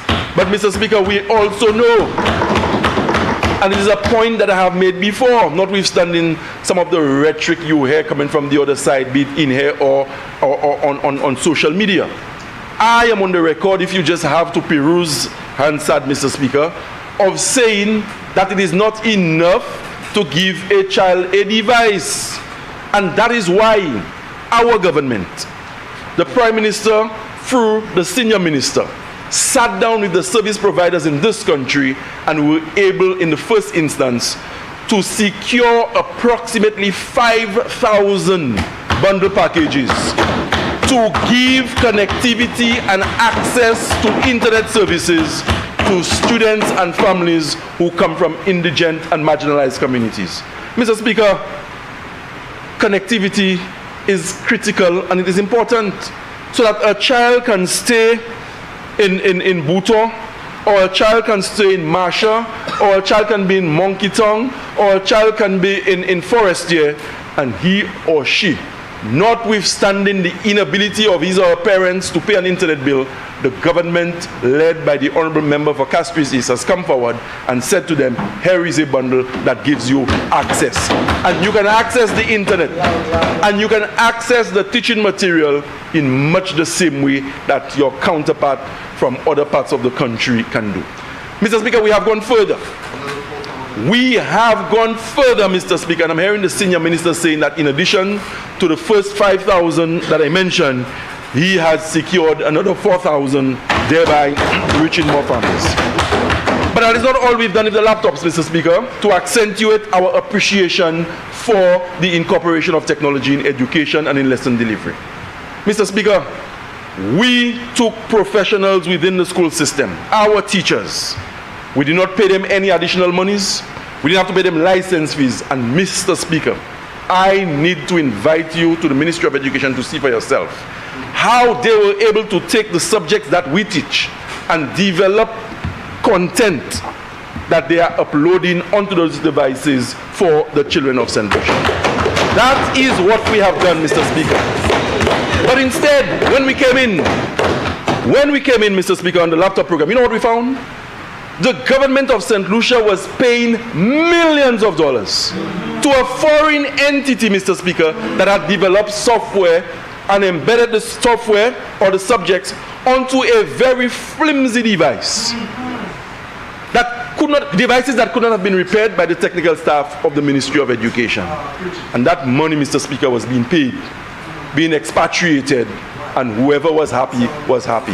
Today, Mr. Speaker, today, I invite every one of the parliamentarians in here to come to the ministry. And if you don't have the time to come to the ministry, you can put in a request through me, and I will make the technical team available to you to show you how they were able to develop content that is culturally relevant, Mr. Speaker, to our circumstances. And we pay no license fees. Mr. Speaker, you know what we've been able to do with the savings from that? We have increased the number of scholarships that we are giving to St. Lucians. Mr. Speaker, we all know it when we grew up. In places like Japan and other parts of the world, at the age of 21, 22, children are beginning to entertain thoughts of graduate studies, masters, and even PhD. 10, 15, 20 years ago, the average St. Lucian would have had a bachelor's degree when you were about 25, 26, particularly if you were not from an affluent community where your parents had land and materials to use as collateral to face the bank. Mr. Speaker, today, and I will say it at every opportunity, in this house and elsewhere, the children of ordinary St. Lucians today who demonstrate that they have the aptitude and the ability, they too will be putting on graduation gowns because they would have completed university education. That is what we are about. So, Mr. Speaker, when you hear people who cannot come to terms with the fact that they have been rejected by the people, and their primary concern is to create disquiet and to try and encourage discord and to not want to give the government a chance to govern, Mr. Speaker, when you hear those things, what it does, Mr. Speaker, I can speak for myself, it fires me up. It ignites the passion for me to cross the Badlil with even more purpose to take my place on the waterfront to lead the charge in giving a better educational experience to the children of this country. So, Mr. Speaker, this, as I said, is money well allocated. This is not money being borrowed to use against our opponents. Mr. Speaker, we embrace all the young people in this country for our programming. And in everything that we have done as an administration, Mr. Speaker, our policies have always been predicated on equity. Whether it is CDP, Mr. Speaker, when the Prime Minister gets the check from the Taiwanese embassy and he passes it on to the treasury, he ensures that every single one of the 17 MPs in this house is so empowered that he can execute a project in his constituency. But Mr. Speaker, I remember the experience that I had in opposition. And I sat there, Mr. Speaker, and I watched the PowerPoint presentations on this screen over there. Yes. And Mr. Speaker, I wondered when on earth, or when in the 5 years would I be able to dig a drain for an affected family in Dennery North. Mr. Speaker, I was denied. And I've said before, Mr. Speaker, when I leave home in the morning to come to Parliament, on the way to this Parliament, no fewer than 5 hardwares. And I couldn't procure a bag of cement by your Saxima to do a project. And we were laughed at and ridiculed. But Mr. Speaker, in as much as we denounce that, and I'm happy that the Prime Minister, with his wisdom, has decided, notwithstanding what some of our own supporters think, that he is not going to follow that pattern. And that he can rise above that pettiness because he understands that we are in that for the people. We are putting people first, irrespective of which constituency they're from. We are putting people first, irrespective of which political affiliation their rep carries into the Parliament. And that is what we're about. And this, Mr. Speaker, this motion, working collaboratively with the OECS and the government of Grenada, we are putting the young people of this country first. Mr. Speaker, I support the motion to borrow the money. I support the arrangements to work with the OECS Commission on this.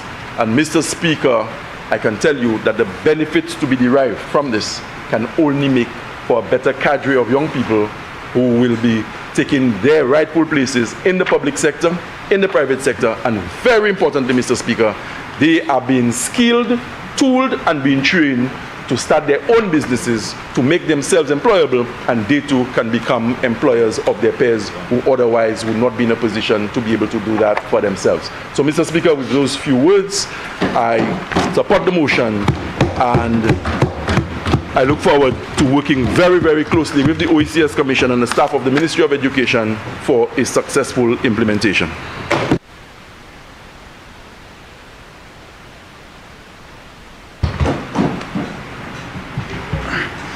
Member for Micoud South. Huh? No. Thank you very much, Mr. Speaker.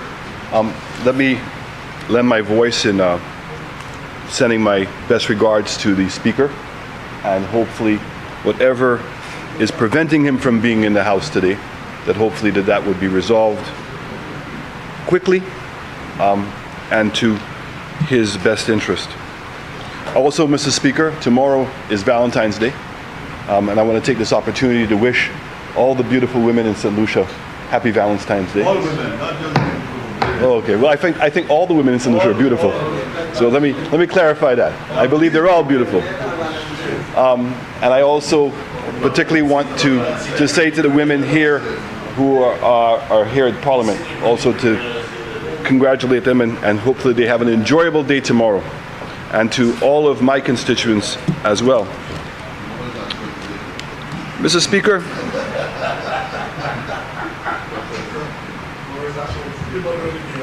let me first of all deal with something that the Prime Minister has brought up. And because this government, Mr. Speaker, has a habit of, whenever they use the word putting people first, it really is about putting politics first. And they continue to go down that path every day.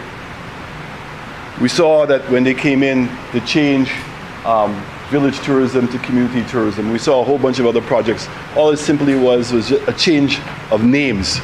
No real sense of any change. And I don't even mind the name of the name change, Mr. Speaker, if in fact that they were even better at executing it. But the fact is that everything they touch, nothing happens. So let me speak specifically, Mr. Speaker, before we get to it. And again, we've reiterated this point many times, but I've learned that with this government, and particularly with the members of Parliament, that despite bringing out what the truth is and debunking the rhetoric that they come up with, you have to say it over and over and over and over again before it sinks in. So, Mr. Speaker, I speak specifically to the Social and Economic Review on page 40.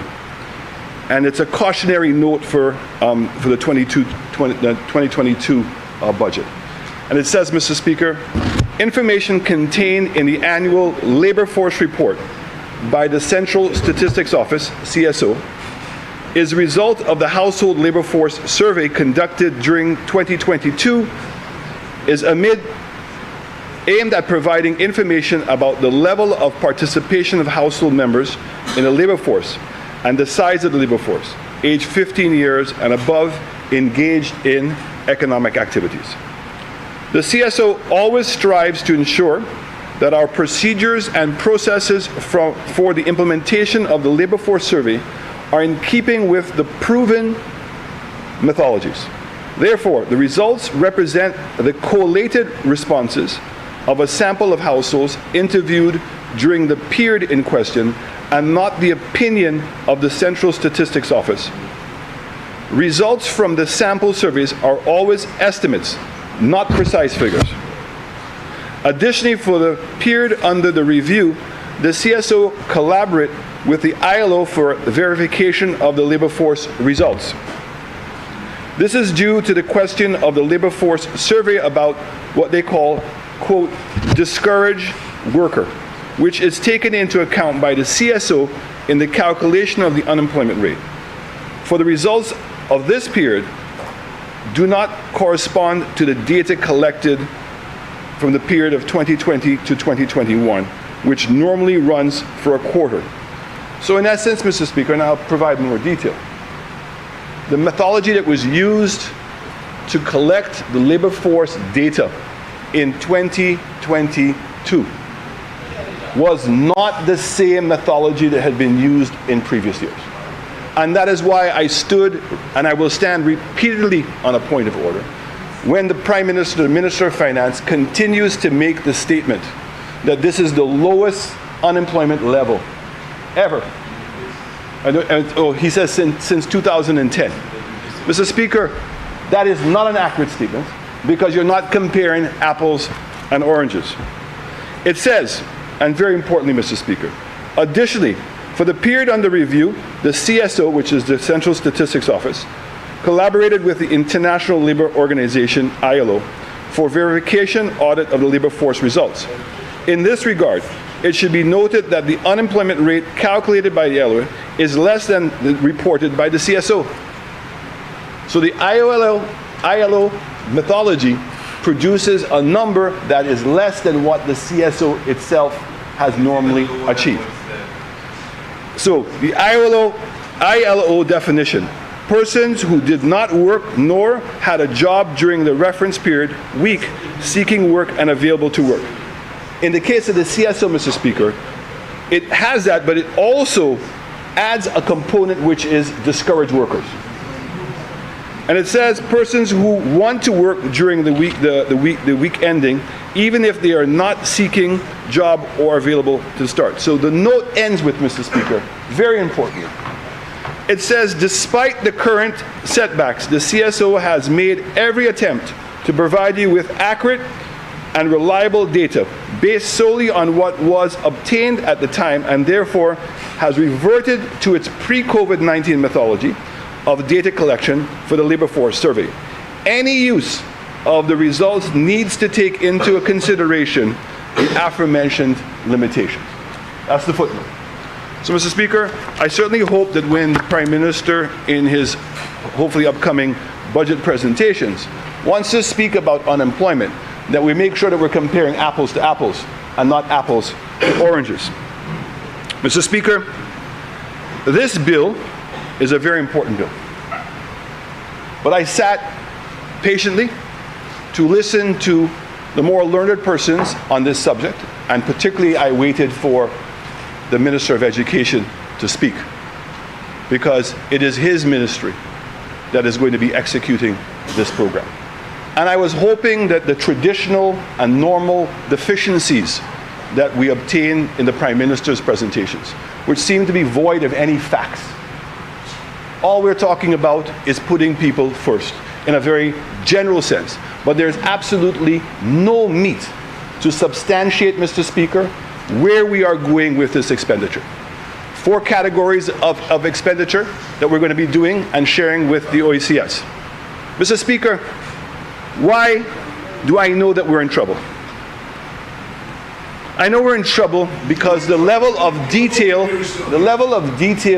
that you would have expected both the Prime Minister and the Minister of Education to have shared with us in this House today was not there. And I know why. I know it's because this government, Mr. Speaker, has no plan and has never had a plan. So when we talk about we're going to go and do training for jobs, and we want to speak in general terms, and everybody gets all excited, as if that in St. Lucia, every single type of job that's available in the rest of the world is available in St. Lucia, Mr. Speaker. It's not true. The plan is required because we need to know where is the emphasis of growth of this government. Where are the new jobs going to be coming from? So that when we are training our young people, that we know that once we have trained them, that they will be able to get a job. We also want to know, Mr. Speaker, in this training program, that if I have a job in an industry now, and the question is, after another 10 or 15 years, and I'm still doing the same thing, and because I'm doing the same thing, I cannot get an increase in my salary. So, Mr. Speaker, let's take a room attendant. Let's take a waitress. They stay there for years, earning the same salary. And after 10 years become disgruntled because they don't know why they're not able to make any more money. And the reality is because they have not been trained to add any additional value to the job that they're doing. Any business person, if you're in fact going to be under pressure, Mr. Speaker, and you have a person who has not progressed in the job, and the same skill sets that they had when they came in year 1 are the same skill sets that they have in year 10. And they want to get paid more. I don't think that this government has any appreciation of how the business works. In fact, I'm looking around the table. How many of them have been self-employed, Mr. Speaker? How many of them have ever run their own businesses, Mr. Speaker? Okay? How many of them really understand the detail of what it takes? So all I'm saying to you, Mr. Speaker, when I look at this government, there's no plan. Where's the jobs? What focus? The Prime Minister said he has a focus. The only focus he has is on politics. There's no other focus he has. Always justifying putting people first. How many new jobs are you going to have? What areas are those jobs going to be in, Mr. Speaker? Nothing. Nothing. Mr. Speaker, where is the economic development plan? We heard him say that the public service cannot keep absorbing people. Okay. So where is it going to come from? Where? It can. Of course it can. You know, Mr. Speaker, the Minister of Education is really displaying his naivety. He's asking me the question, Mr. Speaker, can the public service absorb more people? The reality is, if in fact, in their own words, that they're going to modernize and digitize the public service, the idea of going to an office to file your taxes, the idea of going to an office to get your driver's license, the idea to go to offices to get your things, all of that is going to change.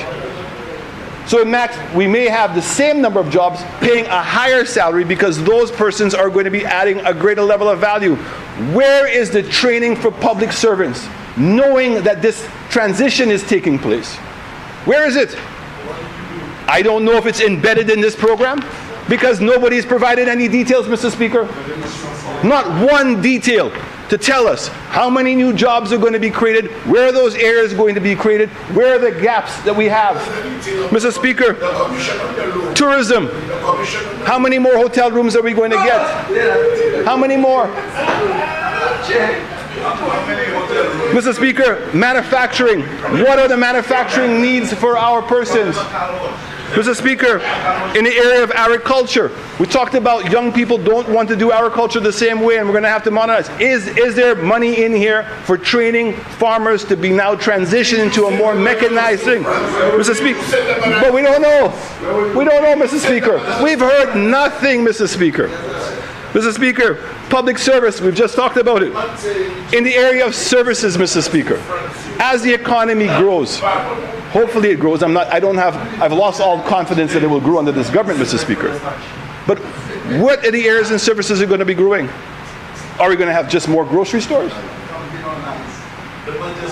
What is it going to be? So we need to know specifically. So, Mr. Speaker, when the members on the opposite side want an example, let me give them an example. Really? When we talked about the development of the South, the same DSH, the same Ojo. Yes, horses. Why horses, Mr. Speaker? Because DSH was bringing a new industry to St. Lucia in building a horse racing track to be able to promote it on an international basis, and would have created permanent jobs for the maintenance of horses, for veterinarians of the horses, for the mechanization of the gaming systems that we were going to be putting in, Mr. Speaker. And more importantly, Mr. Speaker, the same guys who are running on the Kakabef can become real jockeys, and not only be able to ride horses in St. Lucia bareback on a straight, but they now would be able to participate internationally and be able to race around the world. Barbados on a secondary horse racing track has been able to achieve that. Jamaica has been able to achieve that. Trinidad has been able to achieve that. There are examples all throughout the Caribbean, Mr. Speaker, all throughout the world, that horse racing is an international sport, Mr. Speaker. Mr. Speaker, yes, but it would have created jobs nonetheless. Created jobs nonetheless, Mr. Speaker. Okay? Just like with a golf course, Mr. Speaker. So it doesn't mean you're not going to have pros. It doesn't mean you're going to have greenkeepers. It doesn't mean you're going to have all those people. It generates jobs. And the same thing, Mr. Speaker. No, Mr. Speaker. Well, it's love. Tomorrow's the day of love, Mr. Speaker. So, Mr. Speaker, take Ojo Labs and ITEL BPO. What are we doing? We're sorry? What's the lawyer for Ojo Labs? I don't know. You don't know? No. You don't know? Mr. Speaker. Please do, Mr. Speaker. Mr. Speaker, when we brought those companies to St. Lucia was to create jobs that did not exist in St. Lucia, Mr. Speaker. We saw the success of some of the call centers, KM Squared being one of them. We knew that there was not, because we saw the growth of the call centers in Jamaica. We saw the growth of the call centers in Central America. And when the tests were done on our workforce here, they rated very highly, Mr. Speaker. The same Ojo with AI, which is now exploding around the world. I think the Prime Minister then called it mind-bending technology. Is the fastest growing sector. St. Lucia was the first in the Caribbean to bring a company that was using artificial intelligence. And instead of this government embracing them and wanting them to grow, and they're paying, Mr. Speaker, salaries starting at $3,500. One out of every 8 people at Ojo was getting $8,500. I have one from one of my constituents from Duga, had no job, got in the job at Ojo, was able to build a home, make a life for herself, and develop skills now that are international. Mr. Speaker, we can't come to this house and just speak vaguely about these things. When we talk about the same St. Jude's Hospital, Mr. Speaker, you want to go in and use an 80-year-old building instead of moving into a modern building, purposely built. And instead now, Mr. Speaker. Member for Castries Central. Member for Castries Central. Yeah, Mr. Speaker, on a point of order.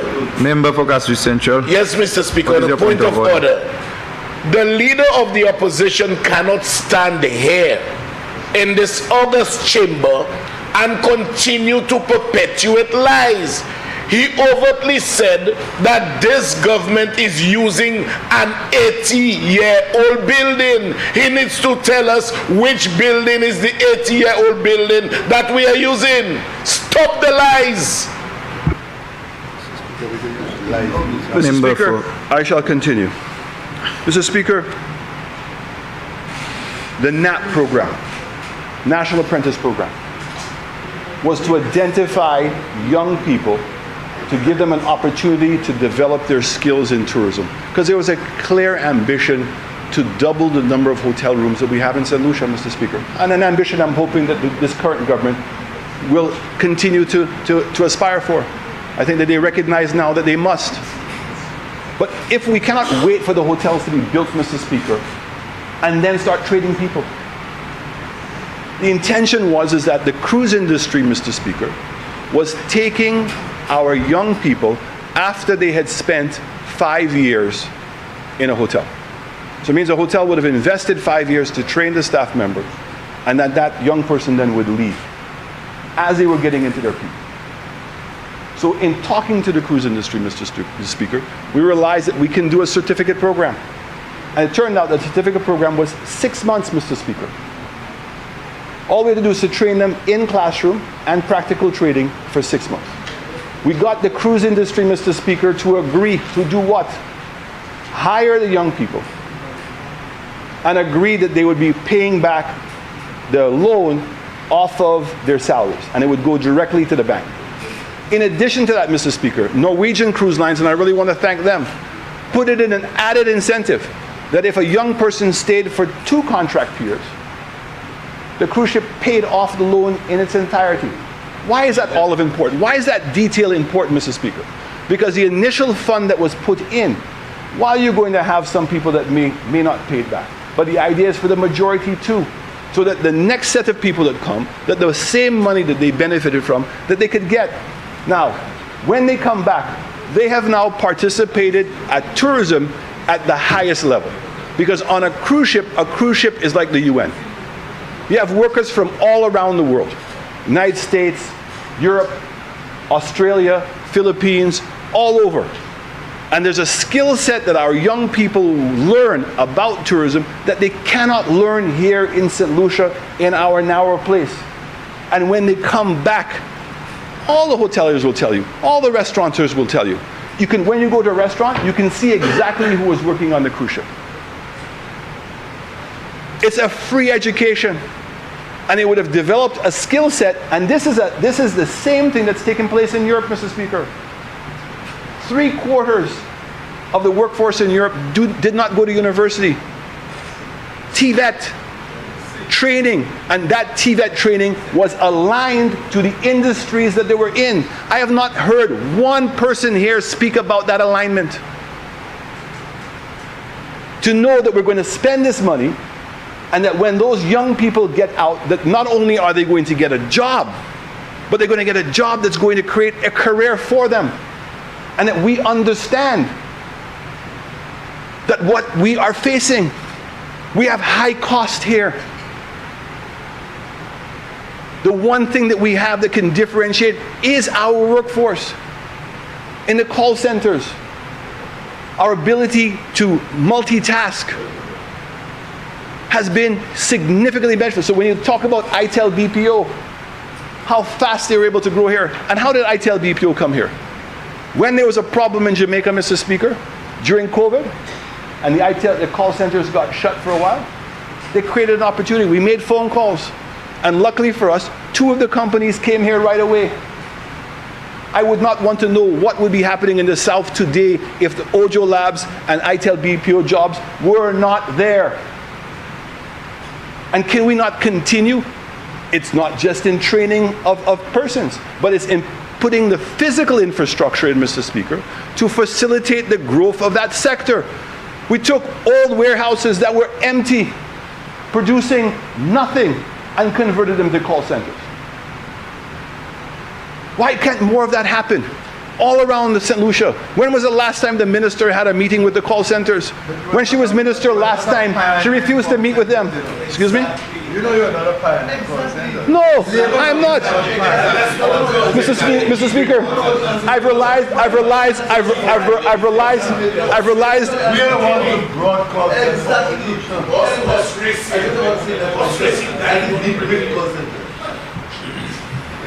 Mr. Speaker, I'm starting to realize more and more that when we speak here, there's so many people of wisdom that they all had the ideas. But the difference was they may have had ideas, but they couldn't execute it. And that's why we always say that SLP suffers from labor pains. And now you've got the captain of all captains, the lazy roller himself, Mr. Speaker.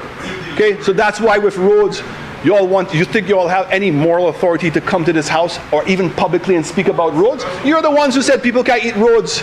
And now you want to come and talk about a special fund? A special fund, everybody knows what you're going to be doing. You're going to take CIP funds, our passport money, and put it so that you could now go and do infrastructure and ports. And you're going to give third-party people the money. So why don't you collect the money yourself and fund the roads yourself? Why are you having to go and do a third party? The same thing that the former Prime Minister said with OACS. Why you have to go and find the third party? Do what? Exactly what you say you But that's what we were doing. You did it? Yeah. An economic fund? Come on. Come on. So now you know, people sit there and they think that people are so foolish. You're going to go now and create through the enterprise program a new project, a new thing that people could now do donations and put monies into an enterprise. And who's the enterprise going to be? Galaxy or GPH? Which one? Any third party you want. And so you're going to take monies that should be going into your own account, Mr. Speaker, and putting it into the hands of a private sector person on the hopes that they're going to build something. At what cost? At what cost? And that's even if the CIP program is going to be there for much longer. Because the way that they're managing the CIP program, it's not long before they shut it down. Just like what happened in Dominica. Mr. Speaker, this is a government that is void of a plan, is void of ideas. And while I so much welcome this initiative, I am scared that a great opportunity that is being presented to us is not going to be used correctly because they don't have a plan. They have no idea who they're supposed to be training, what they're supposed to be training young people for. Where is the linkages? Where is the synergy on developing our country? But you see, the problem is they maligned foreign direct investment. They demonized tourism. They did all of these things while they're in opposition, and now they're having to come back and eat humble pie, just like with the Princery building. All I can say to y'all, when y'all break down the Princery building, break this down and break the ministry, the courthouses down as well. Go and look at the plans that were put on paper as to how to develop Castries. But no, again, y'all think y'all know everything, but y'all know nothing. And whether you want to accept it or not, Mr. Speaker, it's not my word. Just go and speak to the people and hear what they think about your administration. Think of what the maladministration that's taken place in this country. And for a later date, we'll talk about healthcare, we'll talk about security in this country, Mr. Speaker. But today, a very important component is education. Want to come here like you did something to get this loan? The World Bank recognized 12 years ago that both health and education needed to be treated as capital investments. If you're going to grow your country, you have to grow the capacity. You have to make sure they're healthy. You also have to make sure they're well educated. But that takes a plan. It takes a commitment. And it's not about just words. It has to be much more significant. And I have not heard anything here today, Mr. Speaker, that would give me any comfort, nor should it give any other St. Lucian comfort, that they're going to use this opportunity they found on their lap appropriately and to make sure that the young people of this country and the workforce of this country are going to get jobs that they can make careers of, jobs they can raise their families on, jobs in which, yes, they can become international and raise their own standard of living. That should be the aspiration. And I did not hear any of that today, Mr. Speaker. I thank you.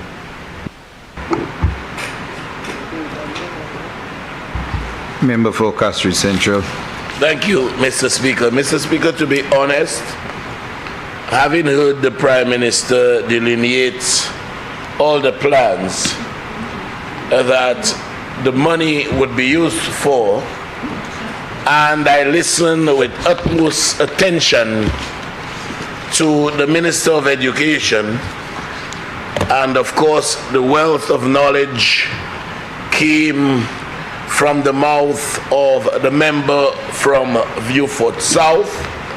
Experience, you know, I think we got a lécition in experience.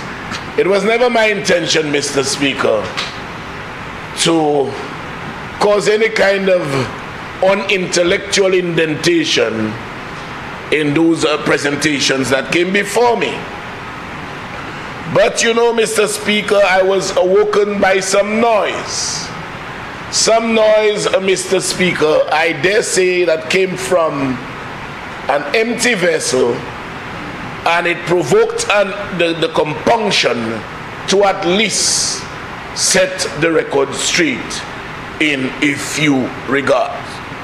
First and foremost, Mr. Speaker, I want to compliment the Prime Minister and member for Castries East for having the foresight and not taking the cue of the former administration, because he knew there may be difficult times when the Speaker may be absent and the business of the people have to continue. And in that regard, he said he is not conducting the business of government without a deputy speaker. And today we are able to proceed.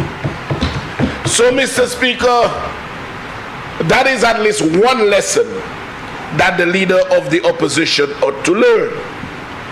Then he said, he reminded us that tomorrow is Valentine's Day. And guess what? I want to send my love to all the beautiful women in St. Lucia.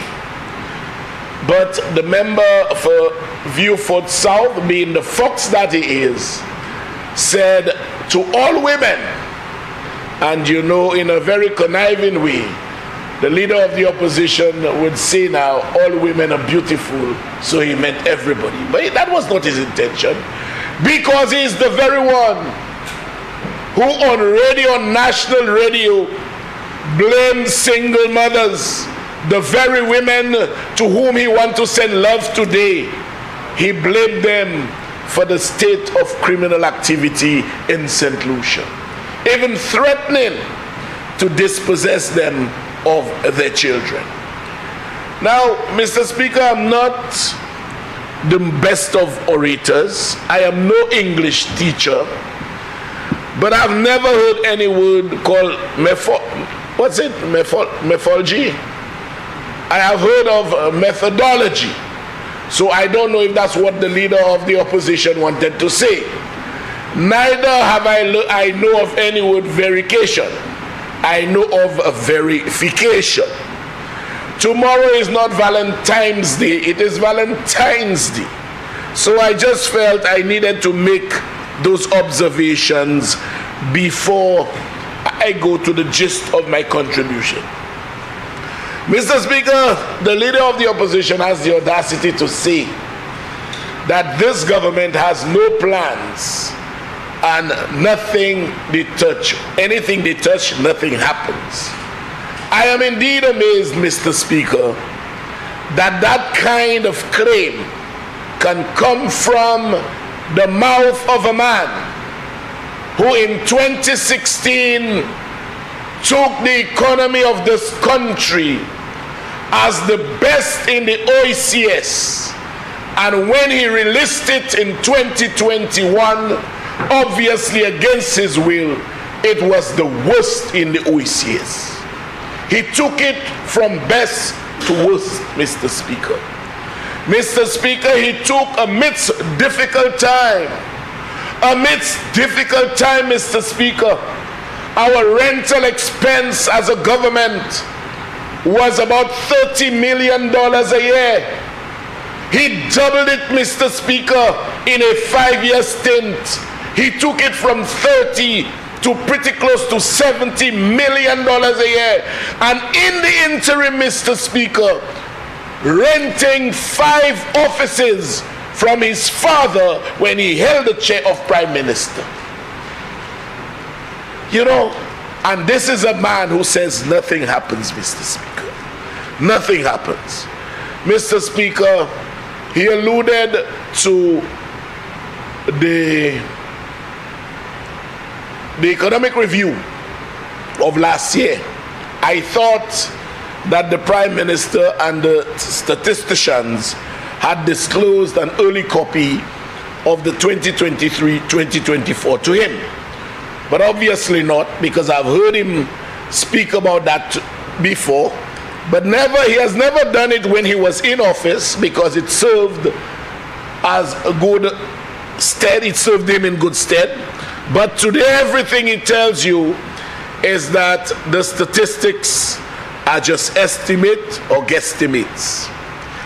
He spoke, Mr. Speaker, about us having no plans, and he did not say this and he did not say that. I want to say this, Mr. Speaker. The last administration had absolutely no care, no favor, no general inclination to ensure that we have a more educated electorate, a more educated population, unless there was gain to be had by persons within the administration. And I'll explain. We saw, Mr. Speaker, that allocations under the United Workers' Party government were made. Allocations, Mr. Speaker, under the United Workers' Party government were made for a private school, CHTTI, a private school run by the wife of a minister in government. That was the only time there was a semblance of emphasis on education. In the same vein, Mr. Speaker, the University of the West Indies proposed to the then government that they are desirous of transforming Sir Arthur Lewis Community College into a full-fledged university, and there was no reception on the part of the last administration to ensure that this transformation happened, which invariably would have redounded to the economic advantage of this country. They told you we are not prepared to deal with that. You know what we did? They ran to Antigua, and Antigua embraced them.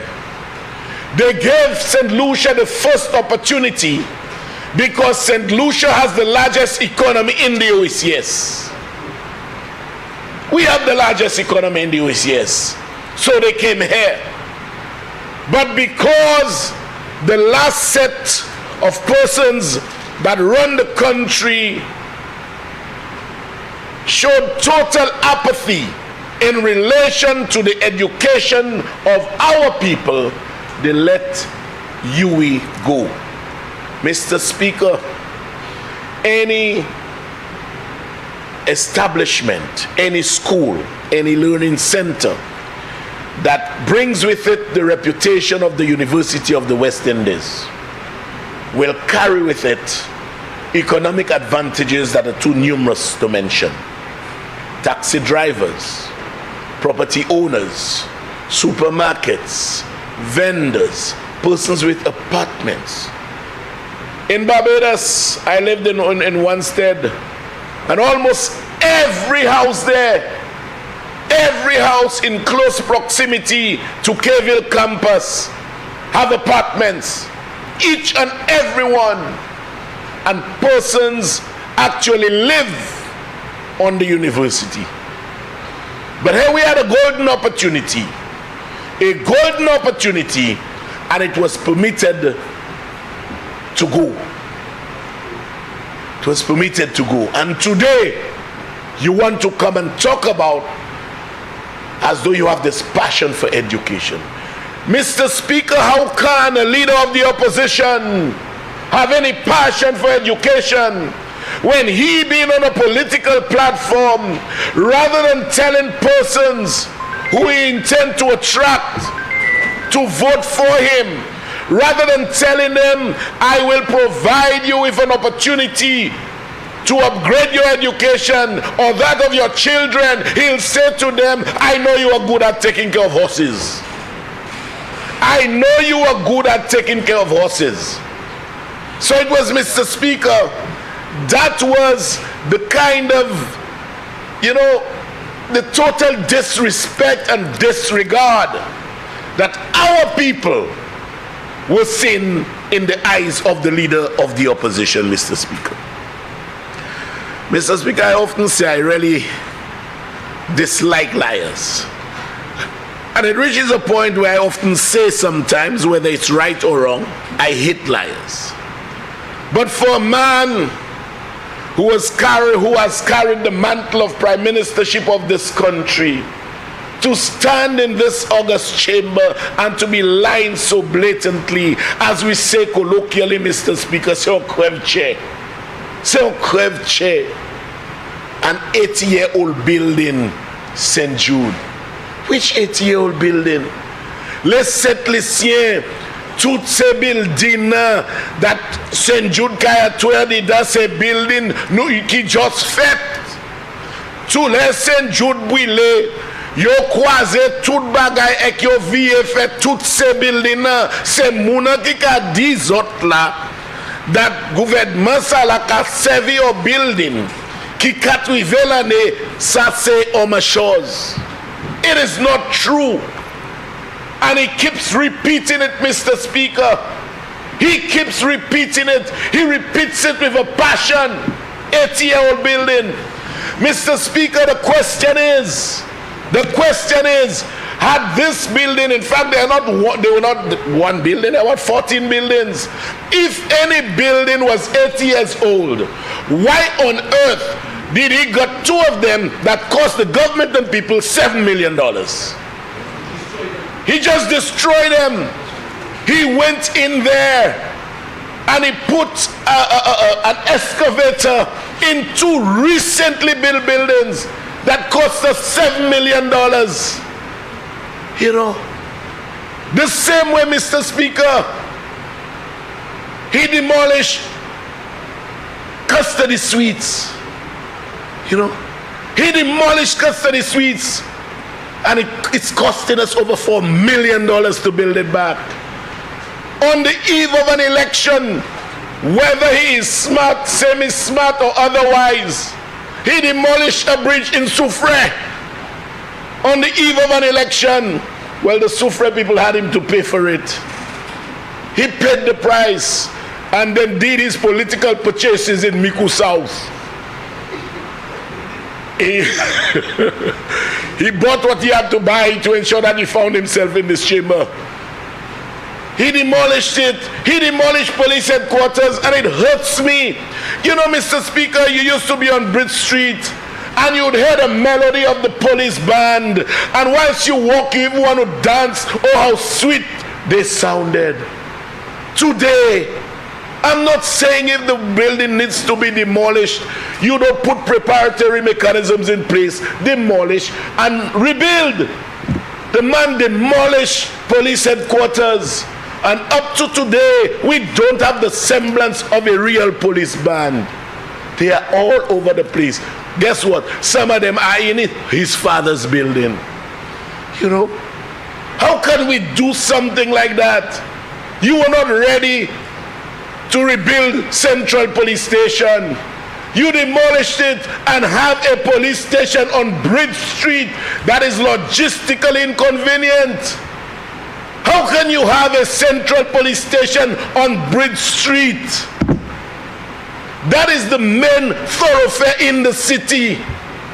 You know? And today, this is the man who wants to talk. This is the man who wants to talk. Well, I'm using where he demolished the thing as a car park now. That's the only use I could put it to. He has absolutely no moral authority to speak on anything. When you talk about crime, Mr. Speaker, and he went down that road, so I have to speak on it a bit.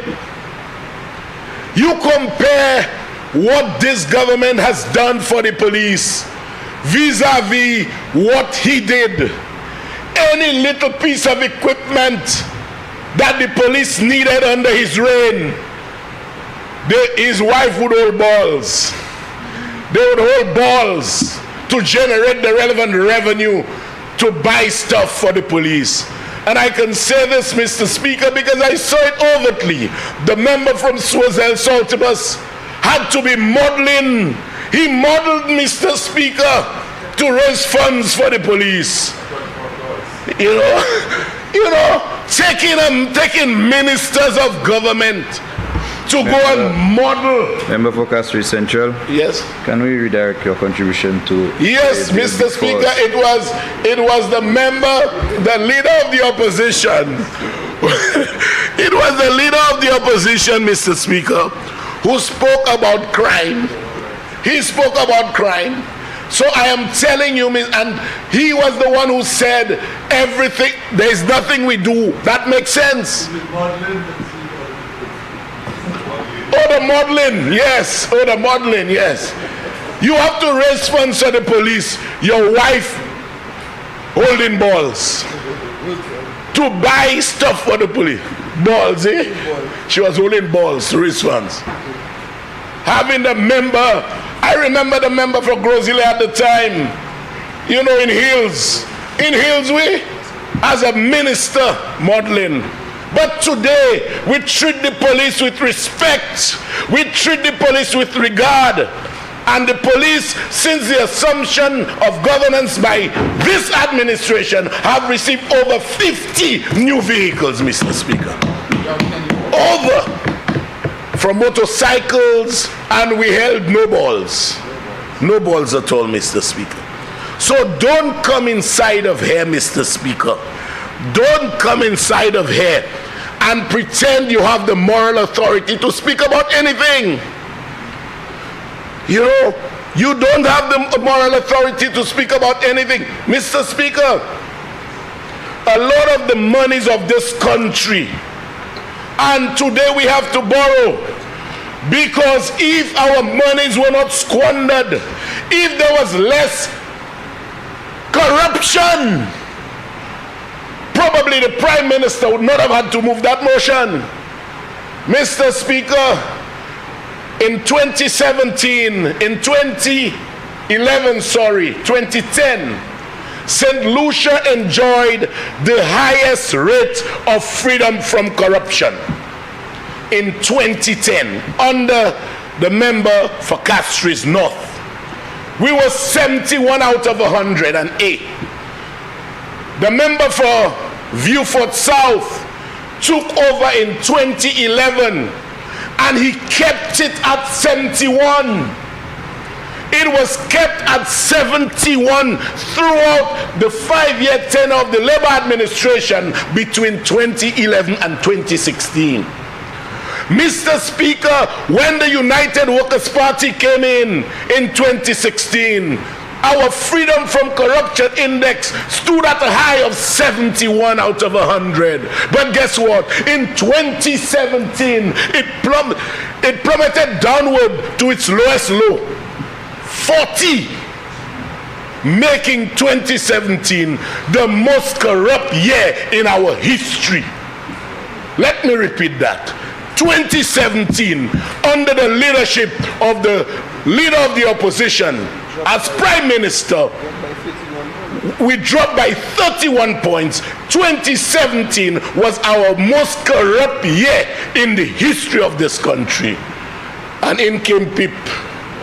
In 2021, we took it up at 45. In 2022, member for Castries Central, we refer to the member as member of Castries. Castries East. I guess I have been colloquial, and I permit me the latitude to at least be a little colloquial in this honorable chamber. Remember, you will refer to the member as member for Castries East. Very well, Mr. Speaker. Yes, when the member for Castries East came, he took it from 45 low in 2021. In 2022, it went up to 58. And in 2023, we are now at 59. We are an upward trajectory, Mr. Speaker, in terms of freedom from corruption. We are going up, and I'm hoping by the end of the term for us to get back to 71 where we once were. So, when you see, and Mr. Speaker, we are doing this for schools. We are doing this for students. We are doing this to better the lives of people. And at some point, the leader of the opposition will mention Ojo Labs. Some point. I have my difficulty with that. I have my difficulty with that. A foreign investor comes here and we spend $5 million to retrofit a building for him. We are paying his workers and he repatriates his profits. I have my difficulty with that, Mr. Speaker. I have my difficulty with, and guess who's the lawyer? He wouldn't say. Mr. Speaker, on a point of order, the member is... What is your point of order? The member is misleading the House. How is the member misleading the House? The member is suggesting that the government was paying the entire salary of all of the Ojo Labs workers. He said that we paid for the retrofitting and we paid for their salaries, which is not true. We only paid a very small portion for a year and a half, Mr. Speaker. So if he's going to say that, please have him do it correctly, Mr. Speaker.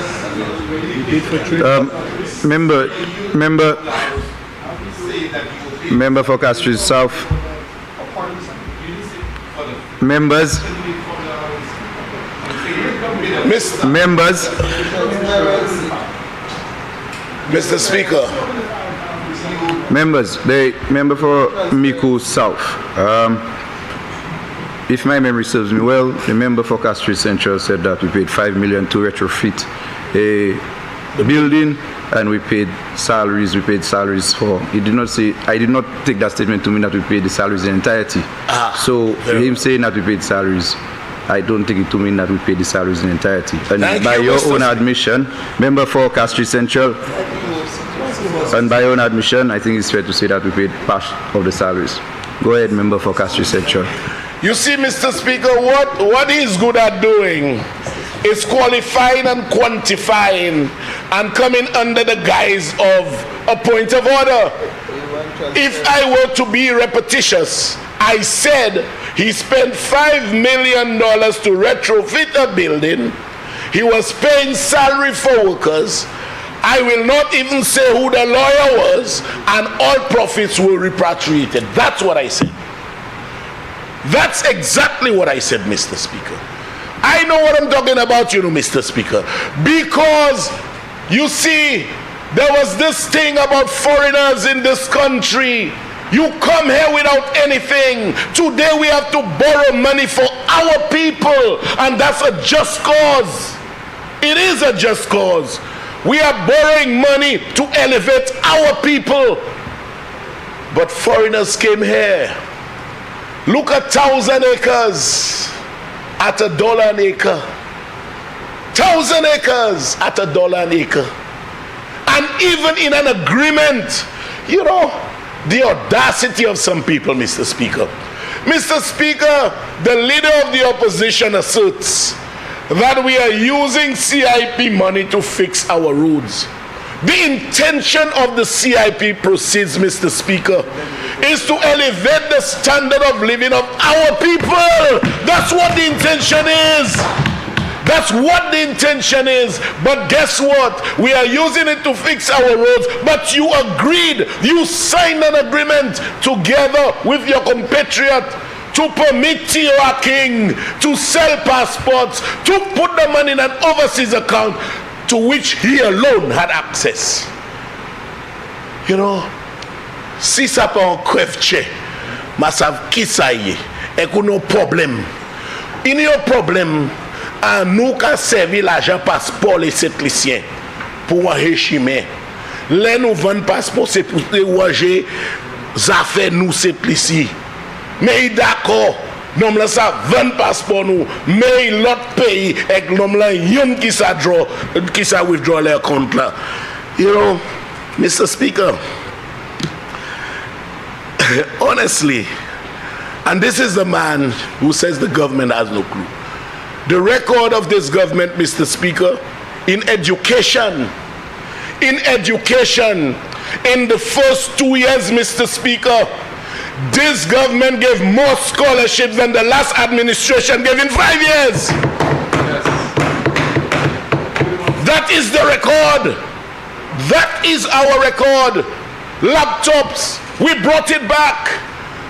You know, Mr. Speaker, not too long ago, again, the hypocrisy of this man. And I couldn't go through the computer, Mr. Speaker, because something held me back. But again, artificial intelligence will cause me one day to go into the computer, because I saw the man showing off educational supplies. Educational supplies. And to say the future of our children must be protected. The future of our children must be protected. That is the same man. And you know what, Mr. Speaker? The benevolence of the member for Castries East is what has him now behaving the way he's behaving. I heard Brad, the member for Choiseul, one time saying, I get 100,000 a quarter. So that's 400,000 for the year. That will equate to 2 million for the term. 2 million for the term. How much did you give any of the persons who were in opposition then? Zero. You know, you should be ashamed of yourself, man. Because the resources of this country do not belong to you. They belong to the people of this country, and they must be equitably shared, man.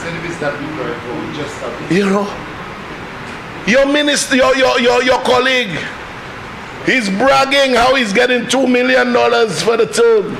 Absolutely nothing to opposition members, you know.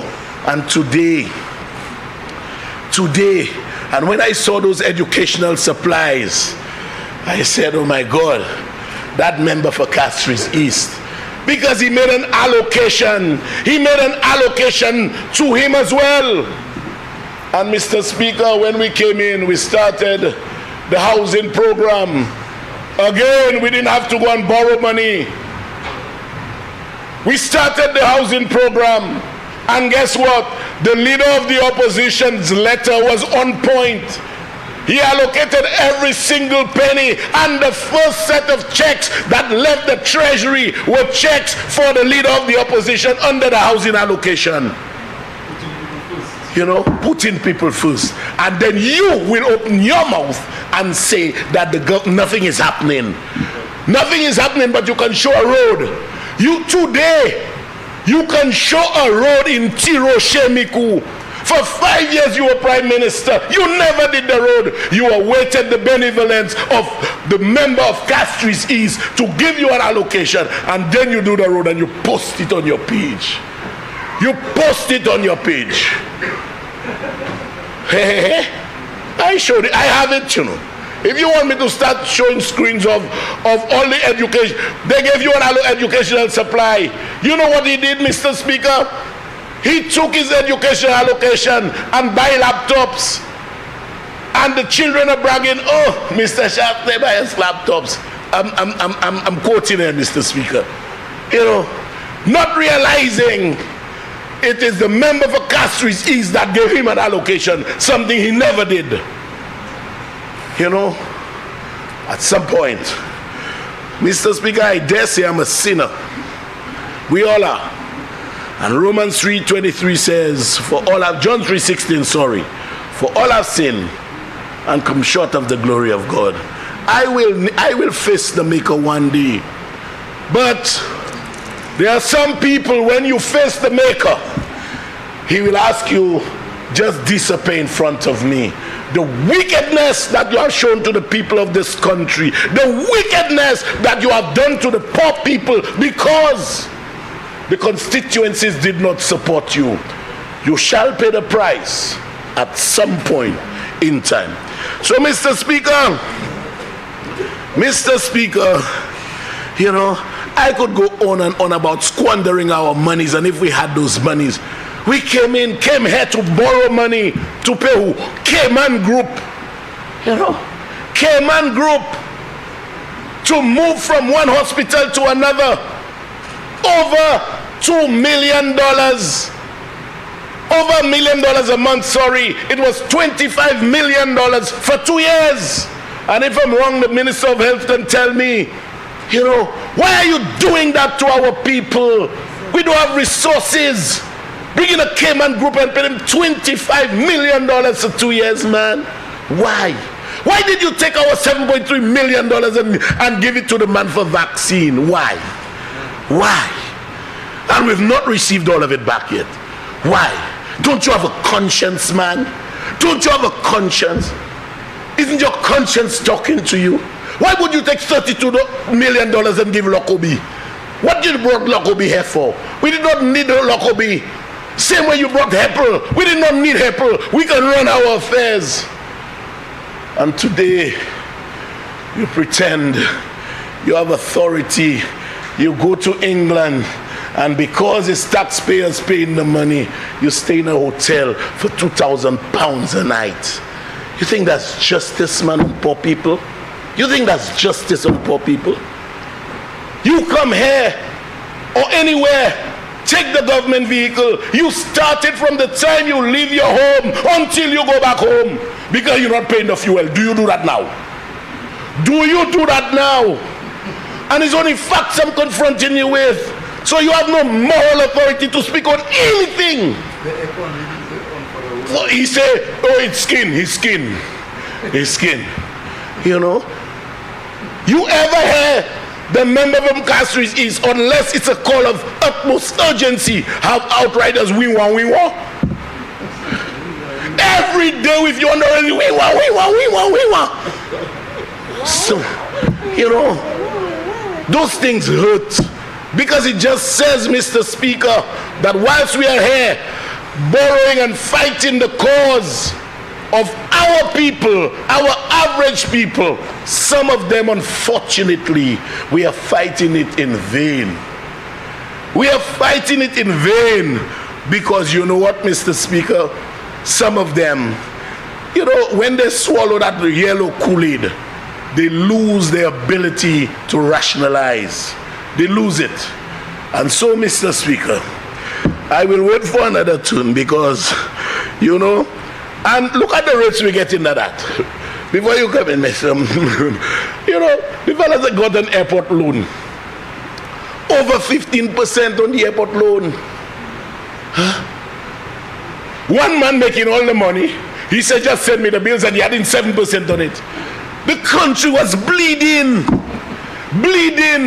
For the first time in history, and I want the member for Micoud North, for Micoud South to tell me, when else has any commission been paid on a loan?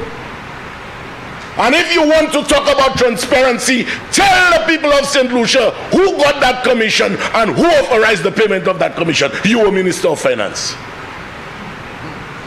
You know, these are the egregious deeds, financial deeds, that the people of this country have had to undergo.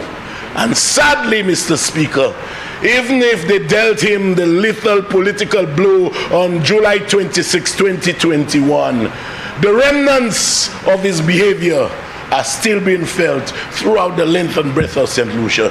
Mr. Speaker, I'll take my seat without forgetting that I need to endorse this loan. If I could endorse it 40 times, I will endorse it 40 times, because this is truly in the interest of our poor people, and that means we are indeed putting people first. Thank you, Mr. Speaker.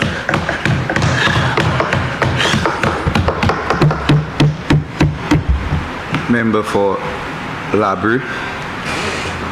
Thank you. Hello. I wonder.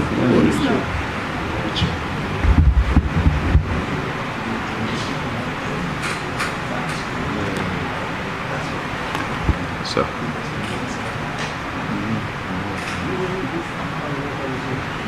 Speaker. I want to use the podium. Yeah.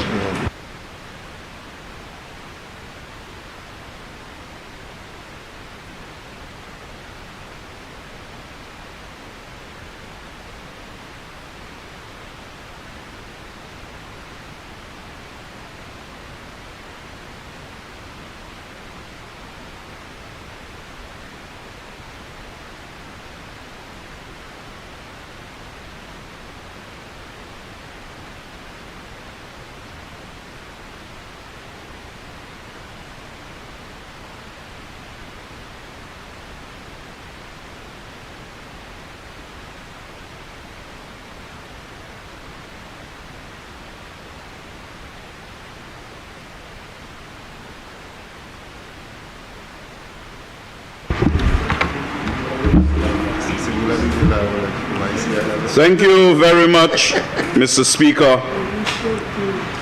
Mr. Speaker, I rise to make a contribution to the motion before this Honorable House.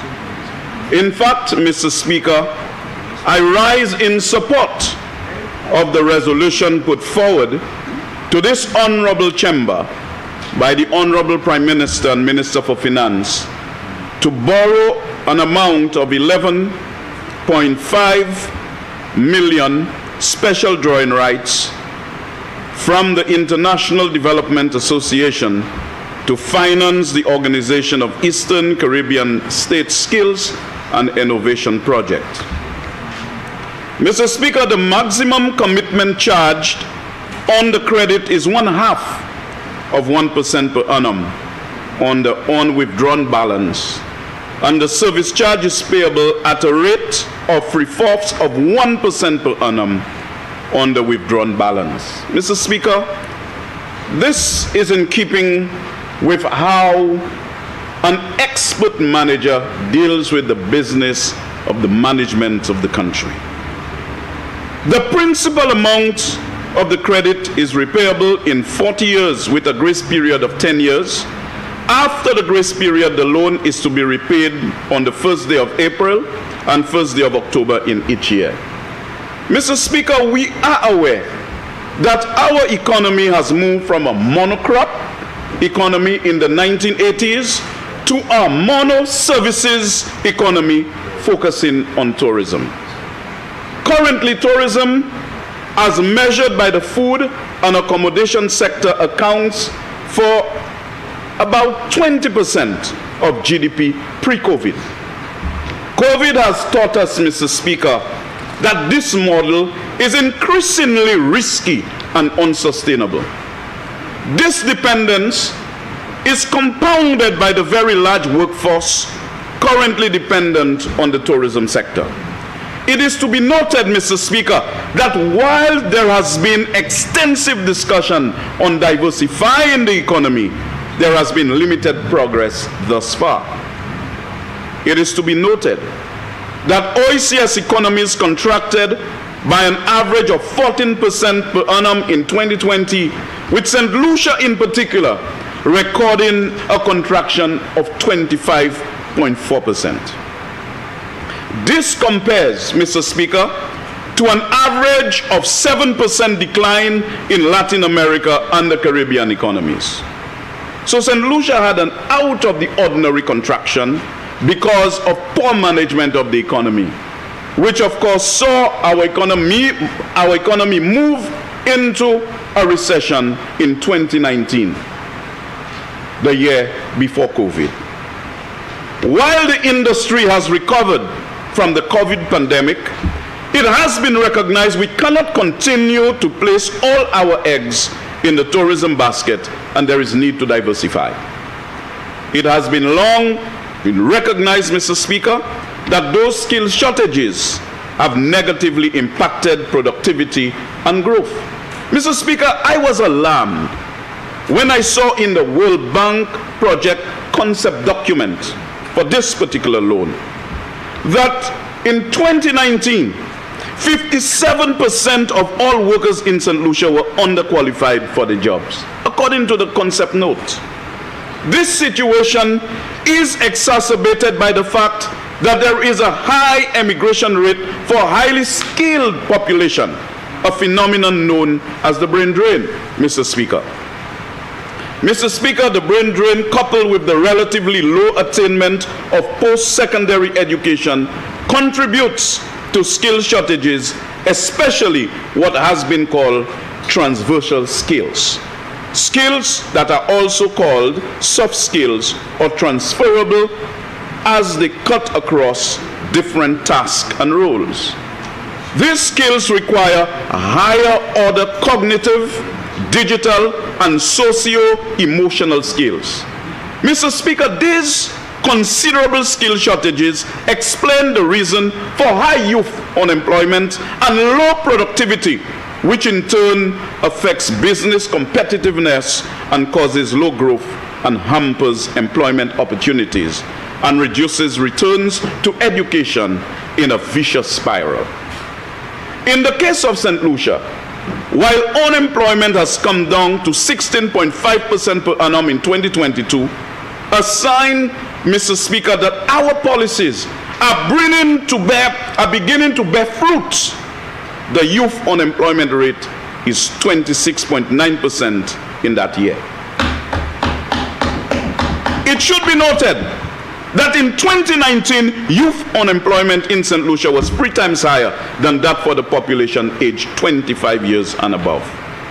These figures increased during the COVID pandemic. It is to be noted, however, that increase in youth unemployment was not a homogeneous shock, as youth with higher education and skills were less likely to become unemployed during the pandemic. So certainly, Mr. Speaker, it wasn't something across the board. It shows the importance of education in protecting employment.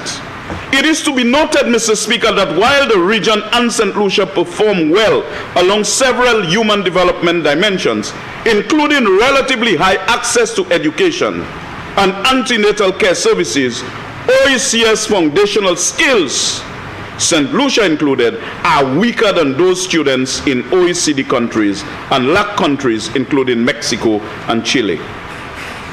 Research done by the World Bank, Mr. Speaker, shows that the Human Capital Index estimates that a child born in the Eastern Caribbean will be 53 to 60% productive, as they could be if they had enjoyed full education, health, and nutrition.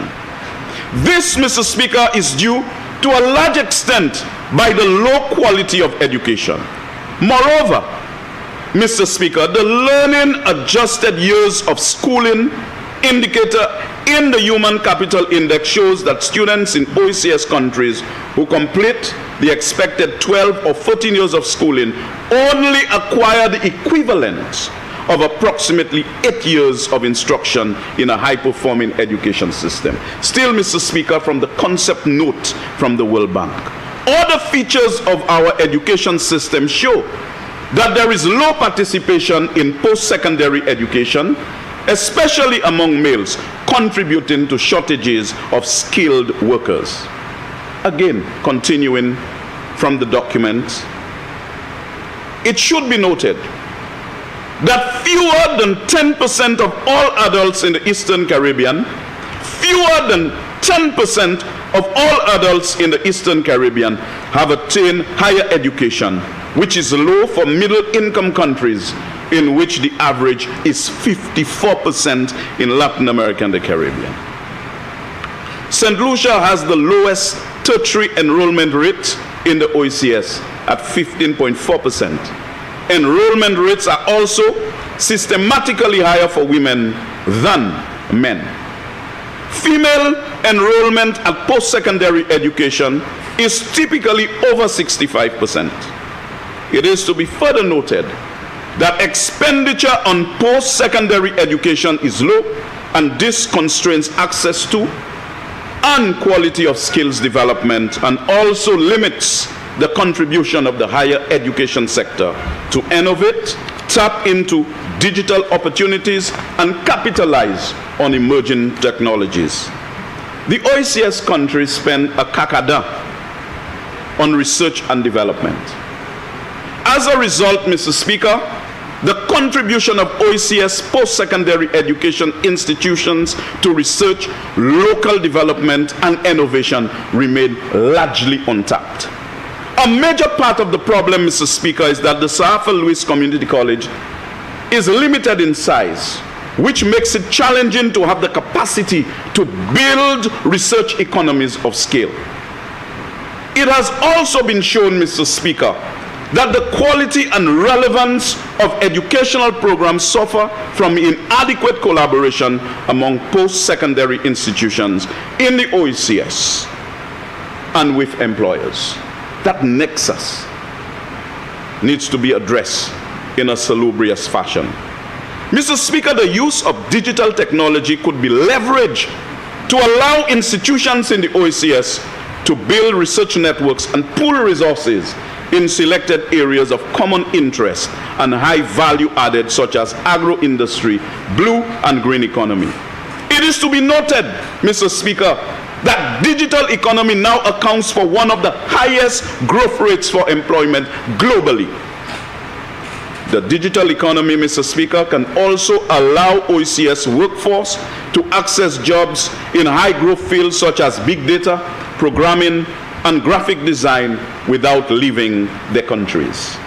This project, Mr. Speaker, is to enhance skills and foster regional harmonization, academic excellence, and innovation in post-secondary education.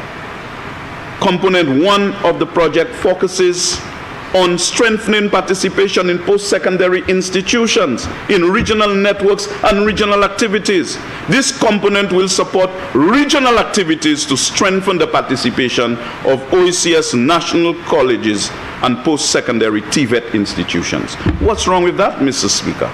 Component 2 provides for fostering better skills and regional academic excellence in post-secondary education. It will develop state-of-the-art learning environments in post-secondary institutions. What's wrong with that, Mr. Speaker? Component 3, Mr. Speaker, is a contingent response component and is due to the OECS high vulnerability. Mr. Speaker, as I prepare to close, I must signal my full support to this resolution as it seeks to improve post-secondary education in St. Lucia through building relevant digital skills and promoting innovation. Mr. Speaker, I wish to accentuate at this juncture that this is how you build resilience in a country. Not by taking a whole set of little gadgets from some country and paying millions of dollars for it, disturbing the laptop programs. As a matter of fact, Mr. Speaker, members opposite, I wish they were there. When they talk about Ojo Labs and others, it was because of the efforts of the St. Lucia Labour Party administration under the leadership of the member for Vieux South, the Honorable Dr. Kennedy Anthony. It is because he gave the people of this country, the young students of this country, access to a laptop program that Ojo Labs and others were able to have some skilled labor force in there, introduced in the workplace. And whilst he was criticized for giving people who couldn't do chemistry and economics laptops, you know the amount of musicians that we have in this country? Because they access a laptop. You know how many of them that could fix up laptops today because of that experience, Mr. Speaker? So, Mr. Speaker, when the United Workers' Party, which brings nothing of importance to the development of young people in this country, when they come to this house, if they have nothing to contribute, they must stop their propaganda. And talking about propaganda, Mr. Speaker, I had the unsurpassed glory of speaking to St. Lucians in St. Croix recently as we celebrate our 45th independence anniversary.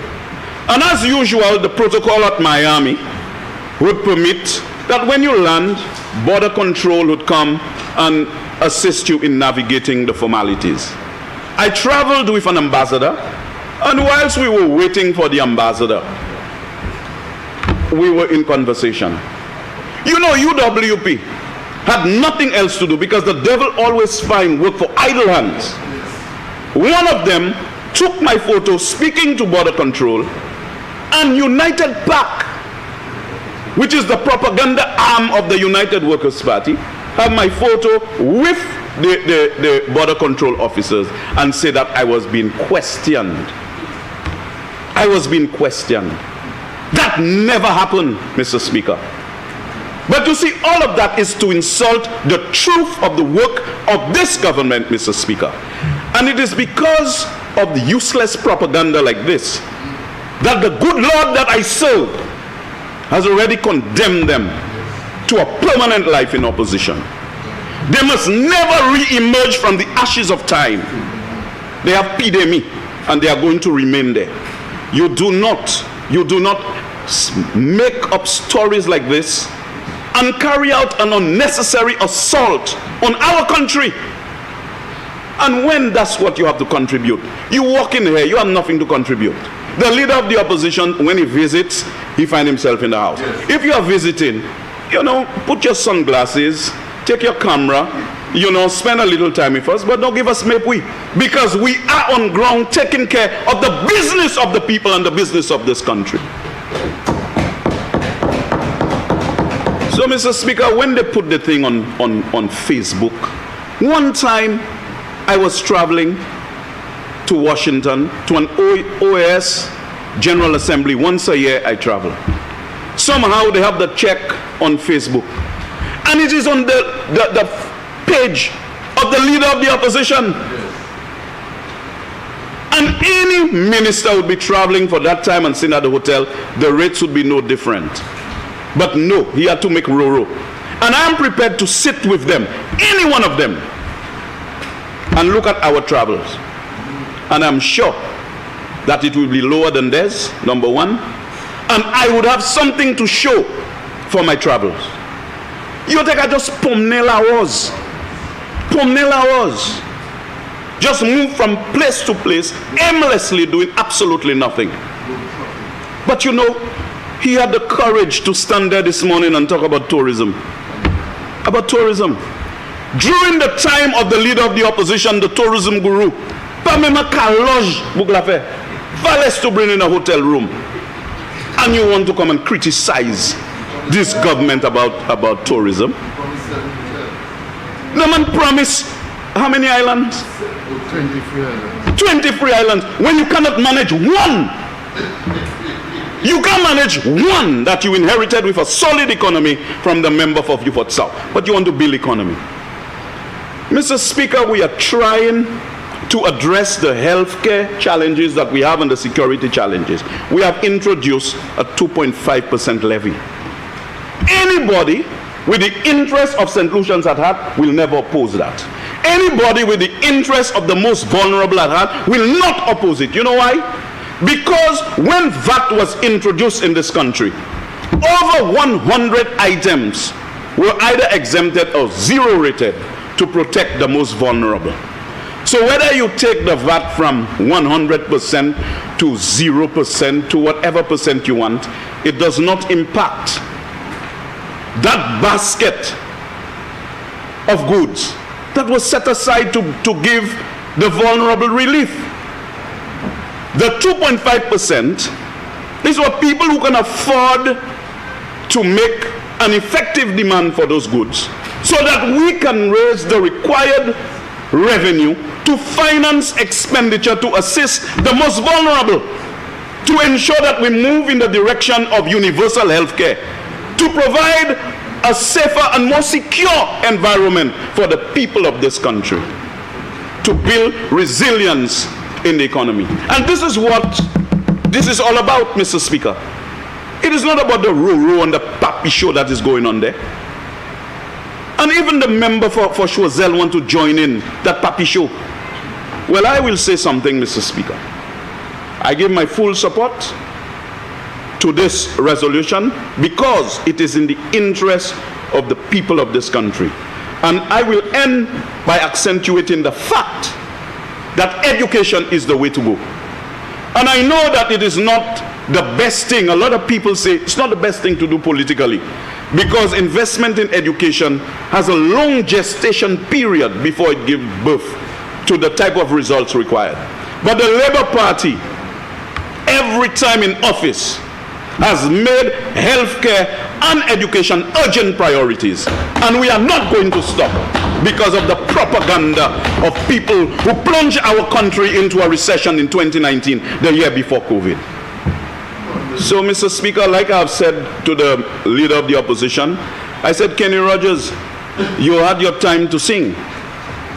Now it is the time for the great Ray Charles, the member for Castries East, to do his thing. Mr. Speaker, may God bless the government and continue to guide Prime Minister, the Honorable Philip J. Pierre. Thank you, Mr. Speaker. Prime Minister.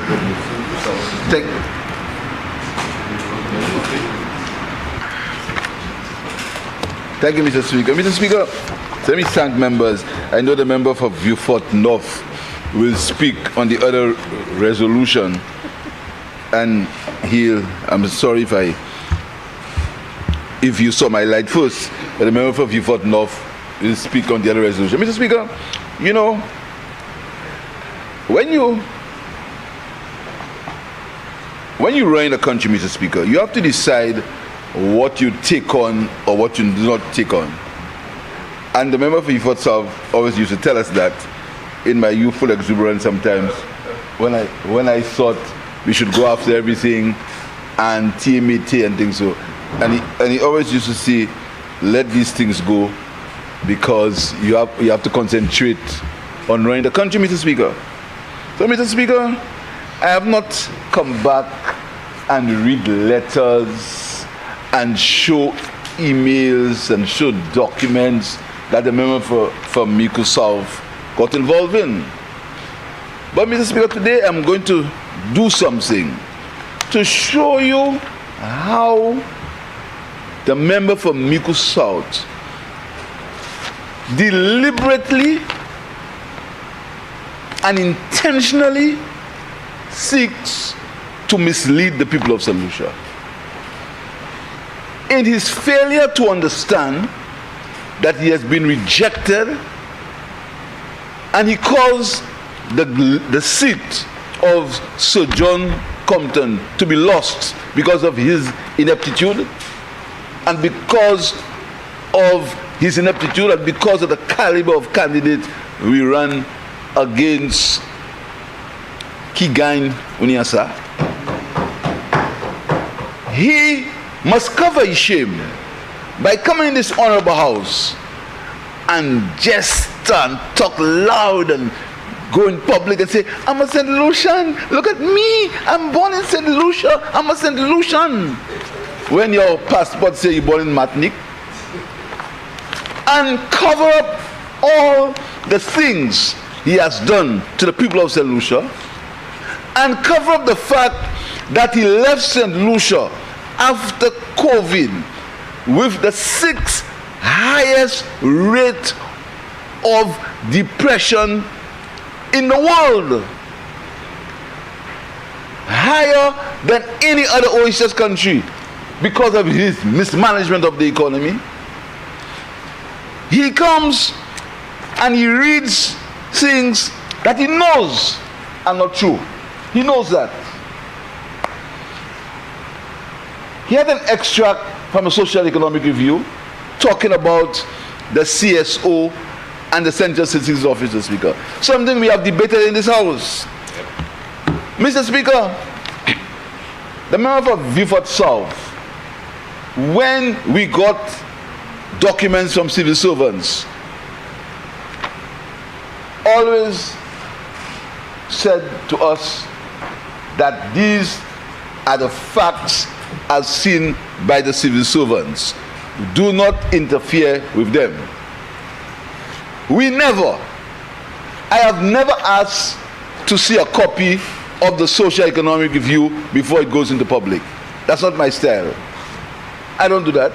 I don't call civil servants and tell them, Mr. Speaker, he opened the door about CIP and what he's going to CIP, Mr. Speaker. But Mr. Speaker, I'm going to tell you what they did with CIP money. But I'd kept myself concentrated, keeping focus, Mr. Speaker. But today, I am going to deal with the issue you spoke about training students for work in the hospitality industry, Mr. Speaker. And I'm going to show you how this hypocrisy and these lies put him where he is today. And he comes here and he says all this, and when you answer him, some circles on that side say, oh, concentrate on the thing, leave the man alone, leave the man alone. Every day on United Park, they lie. Every day on some radio stations, they lie. Every day on some WhatsApp groups, they lie. Every day, Mr. Speaker, and you mustn't answer. When you answer, they tell you, concentrate on what you're doing and leave the man alone, Mr. Speaker. But today, Mr. Speaker, I'm going to read for you part of the mess the member for Micoud left this country when he talks about training students in hospitality, Mr. Speaker. Mr. Speaker, I not like to do it, but I'll do it. I will do it, Mr. Speaker. Thank you.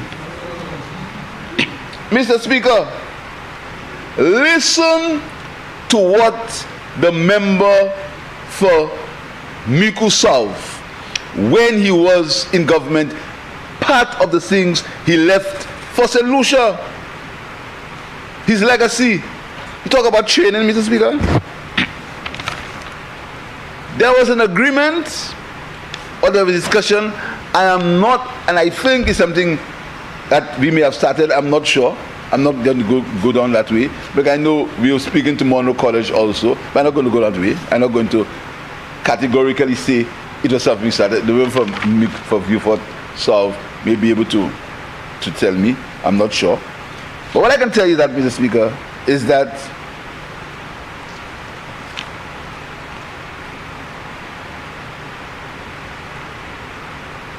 the Minister of Finance, Mr. Speaker, after making an agreement with Monroe College in 2018, the member from Micoud South, when he was Minister of Finance. He was Minister of Finance from 2016 to 2021.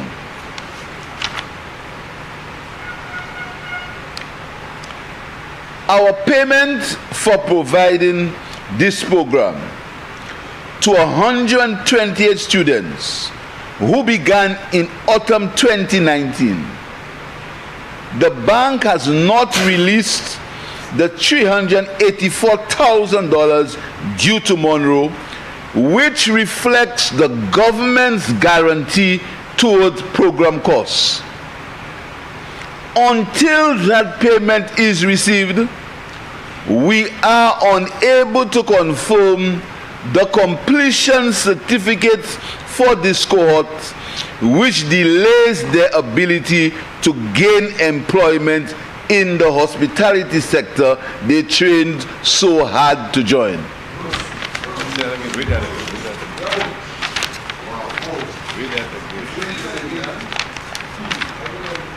I said, I read again for you, Mr. Speaker. This is the member for Micoud South, you know, coming and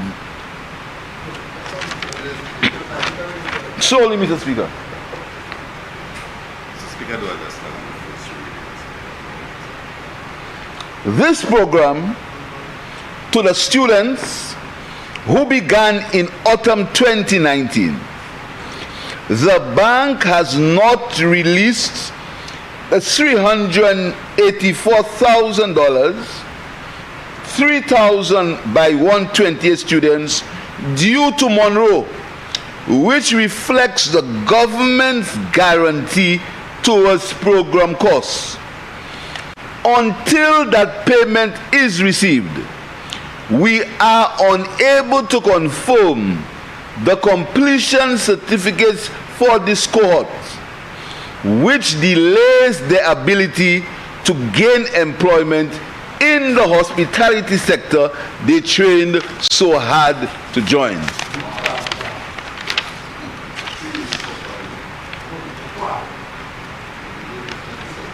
Further, going further, Mr. Speaker, in January 2023, when this member of Minister of Finance, here is how I had to deal with that. I write as directed by the Prime Minister to acknowledge your missive dated October 27, 2022, regarding discussions for payment by the government of St. Lucia of the outstanding balance due to Monroe College for hospitality training for more than 100 young St. Lucians. I wish to confirm the Prime Minister's commitment that the government of St. Lucia will honor its obligation to settle the amount of $429,000. In that regard, in keeping with the understanding of making payments over an agreed period of time, with an initial payment of Eastern Caribbean $100,000 will be paid during the fourth quarter of the 2022-2020 financial year ending March 2023. The Speaker, that is his history. So the 100 students he's speaking about compared to what existed under the labor. He didn't pay for them, Mr. Speaker. But and the minister has made a point about call centers and things. Let's talk about working in the cruise industry, Mr. Speaker. We guaranteed that member for Vieux, you say your memory better than mine. That's right. You may try to correct me, or you may try to clarify it.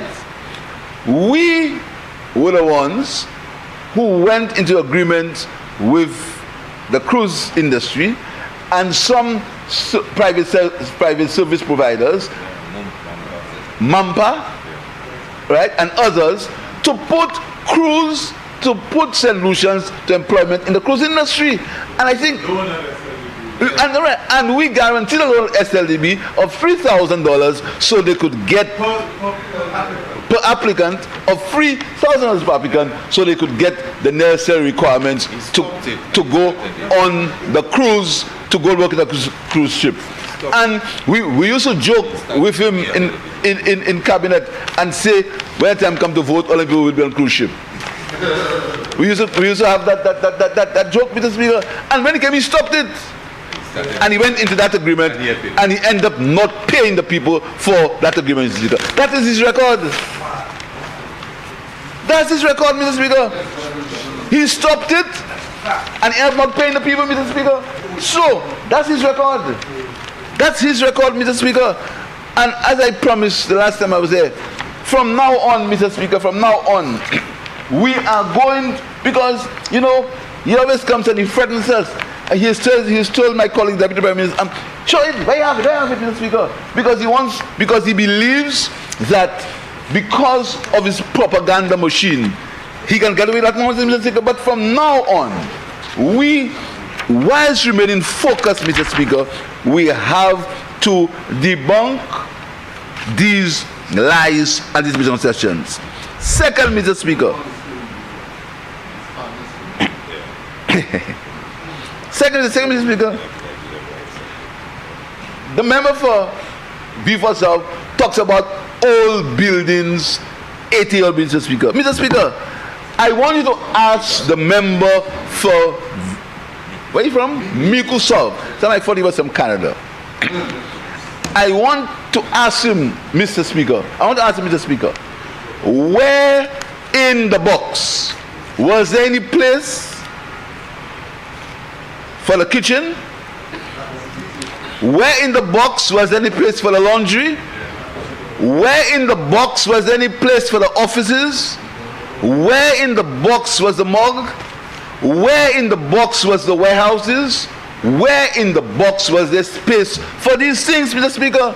Mr. Speaker, they intended to use the same buildings to add to the box, Mr. Speaker.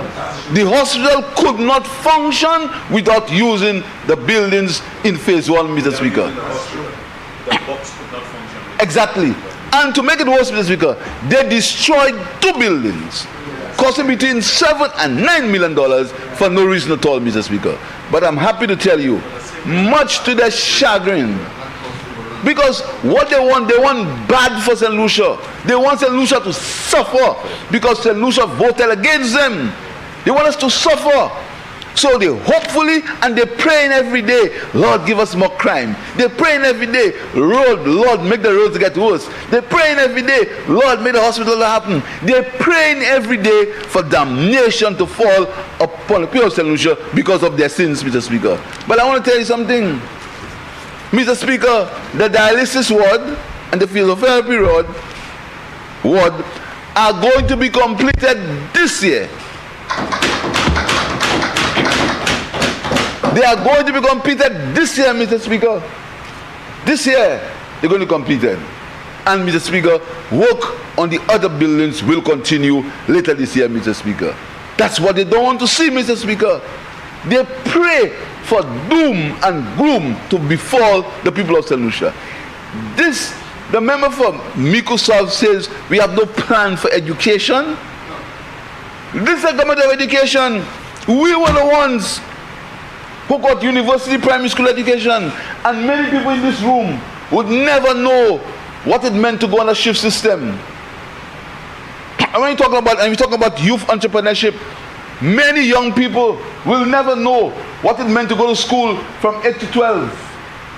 And part of the reason why we may have problems in this country is because of these children who only spent a few hours in school, Mr. Speaker, and spend the rest of the time unsupervised. The Labour Party is the one who changed that with the construction of the Dame Paulette Louise School.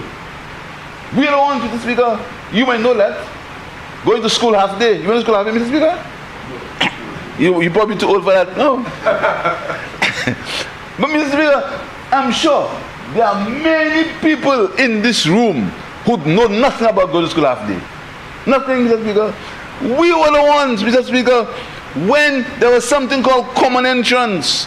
Mr. Speaker, you know when I went to college, only about 100 of us could have gone. Further, after my time, Mr. Speaker, there was a time, and the member for Castries North can testify to that. The rush and the pressure there was to get to college, get a secondary school. That's why they had to build the 7 days academy and the other school further. Because of the pressure, there's no space, Mr. Speaker. He knows that, but he doesn't know that. He wasn't there. Further, Mr. Speaker, do you know there was something called common entrance, Mr. Speaker?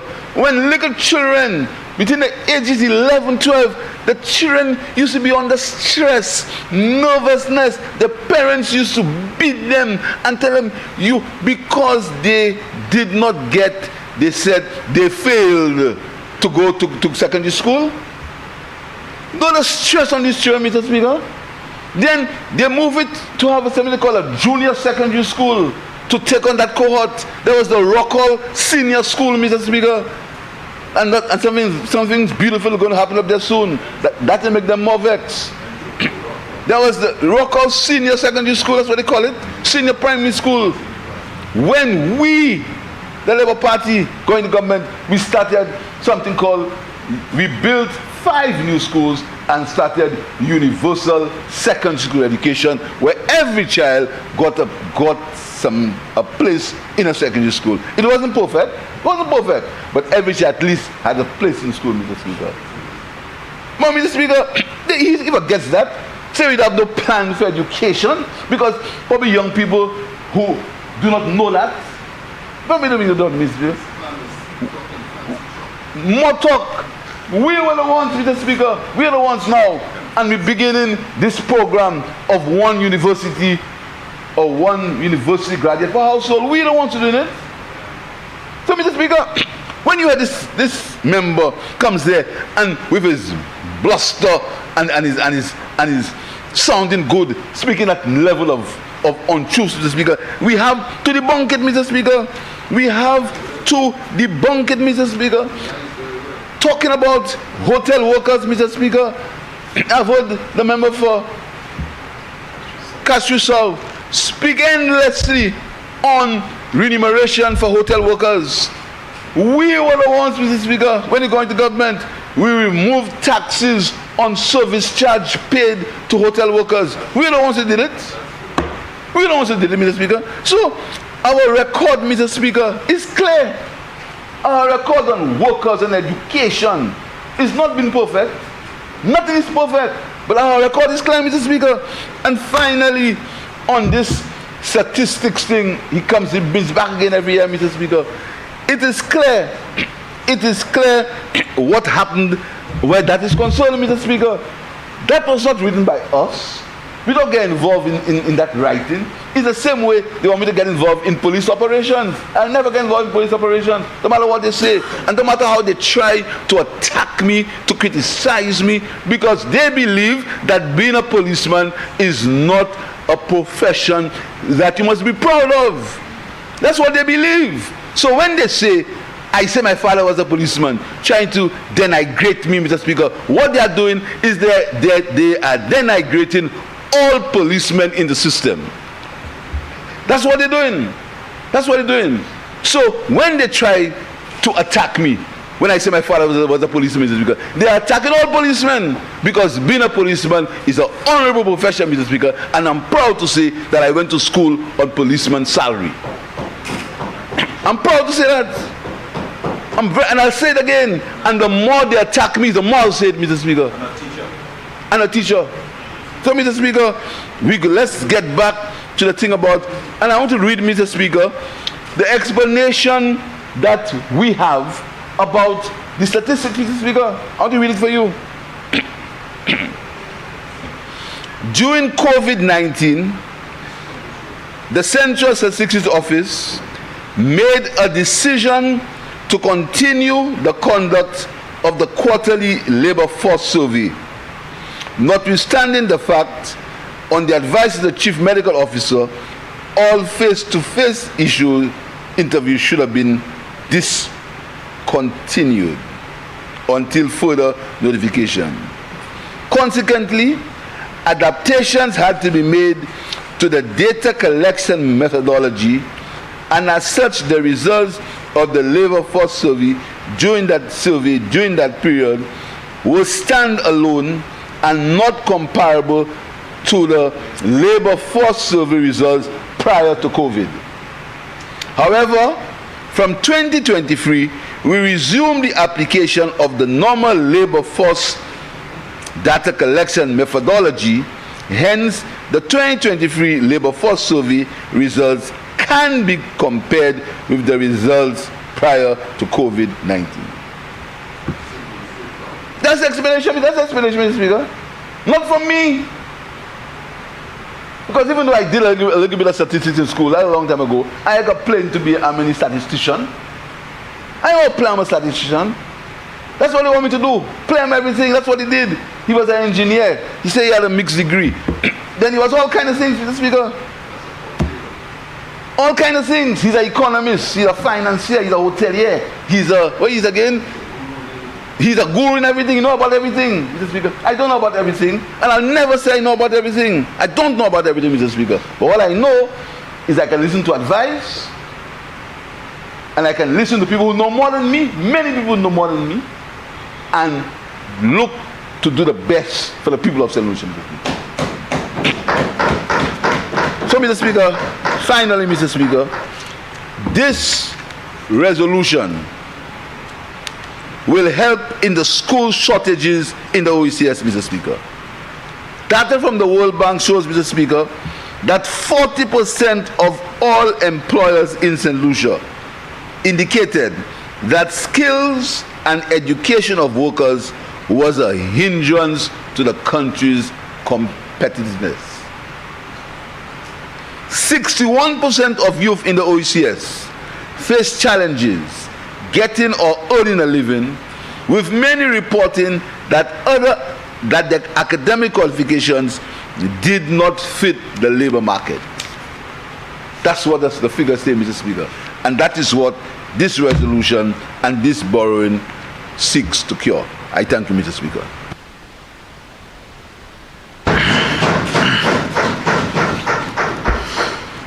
Honorable members, the question is that Parliament authorizes the Minister for Finance to borrow an amount of 11,500,000 special drawing rights in this resolution referred to as the credit, the loan from the International Development Association to finance the Organization of Eastern Caribbean State Skills and Innovation Project.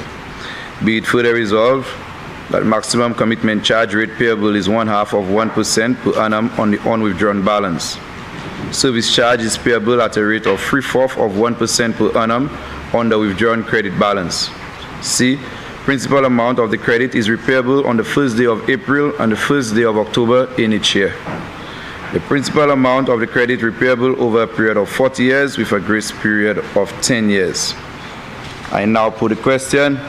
As many of that opinion, say aye. Aye. As many of a contrary opinion, say no.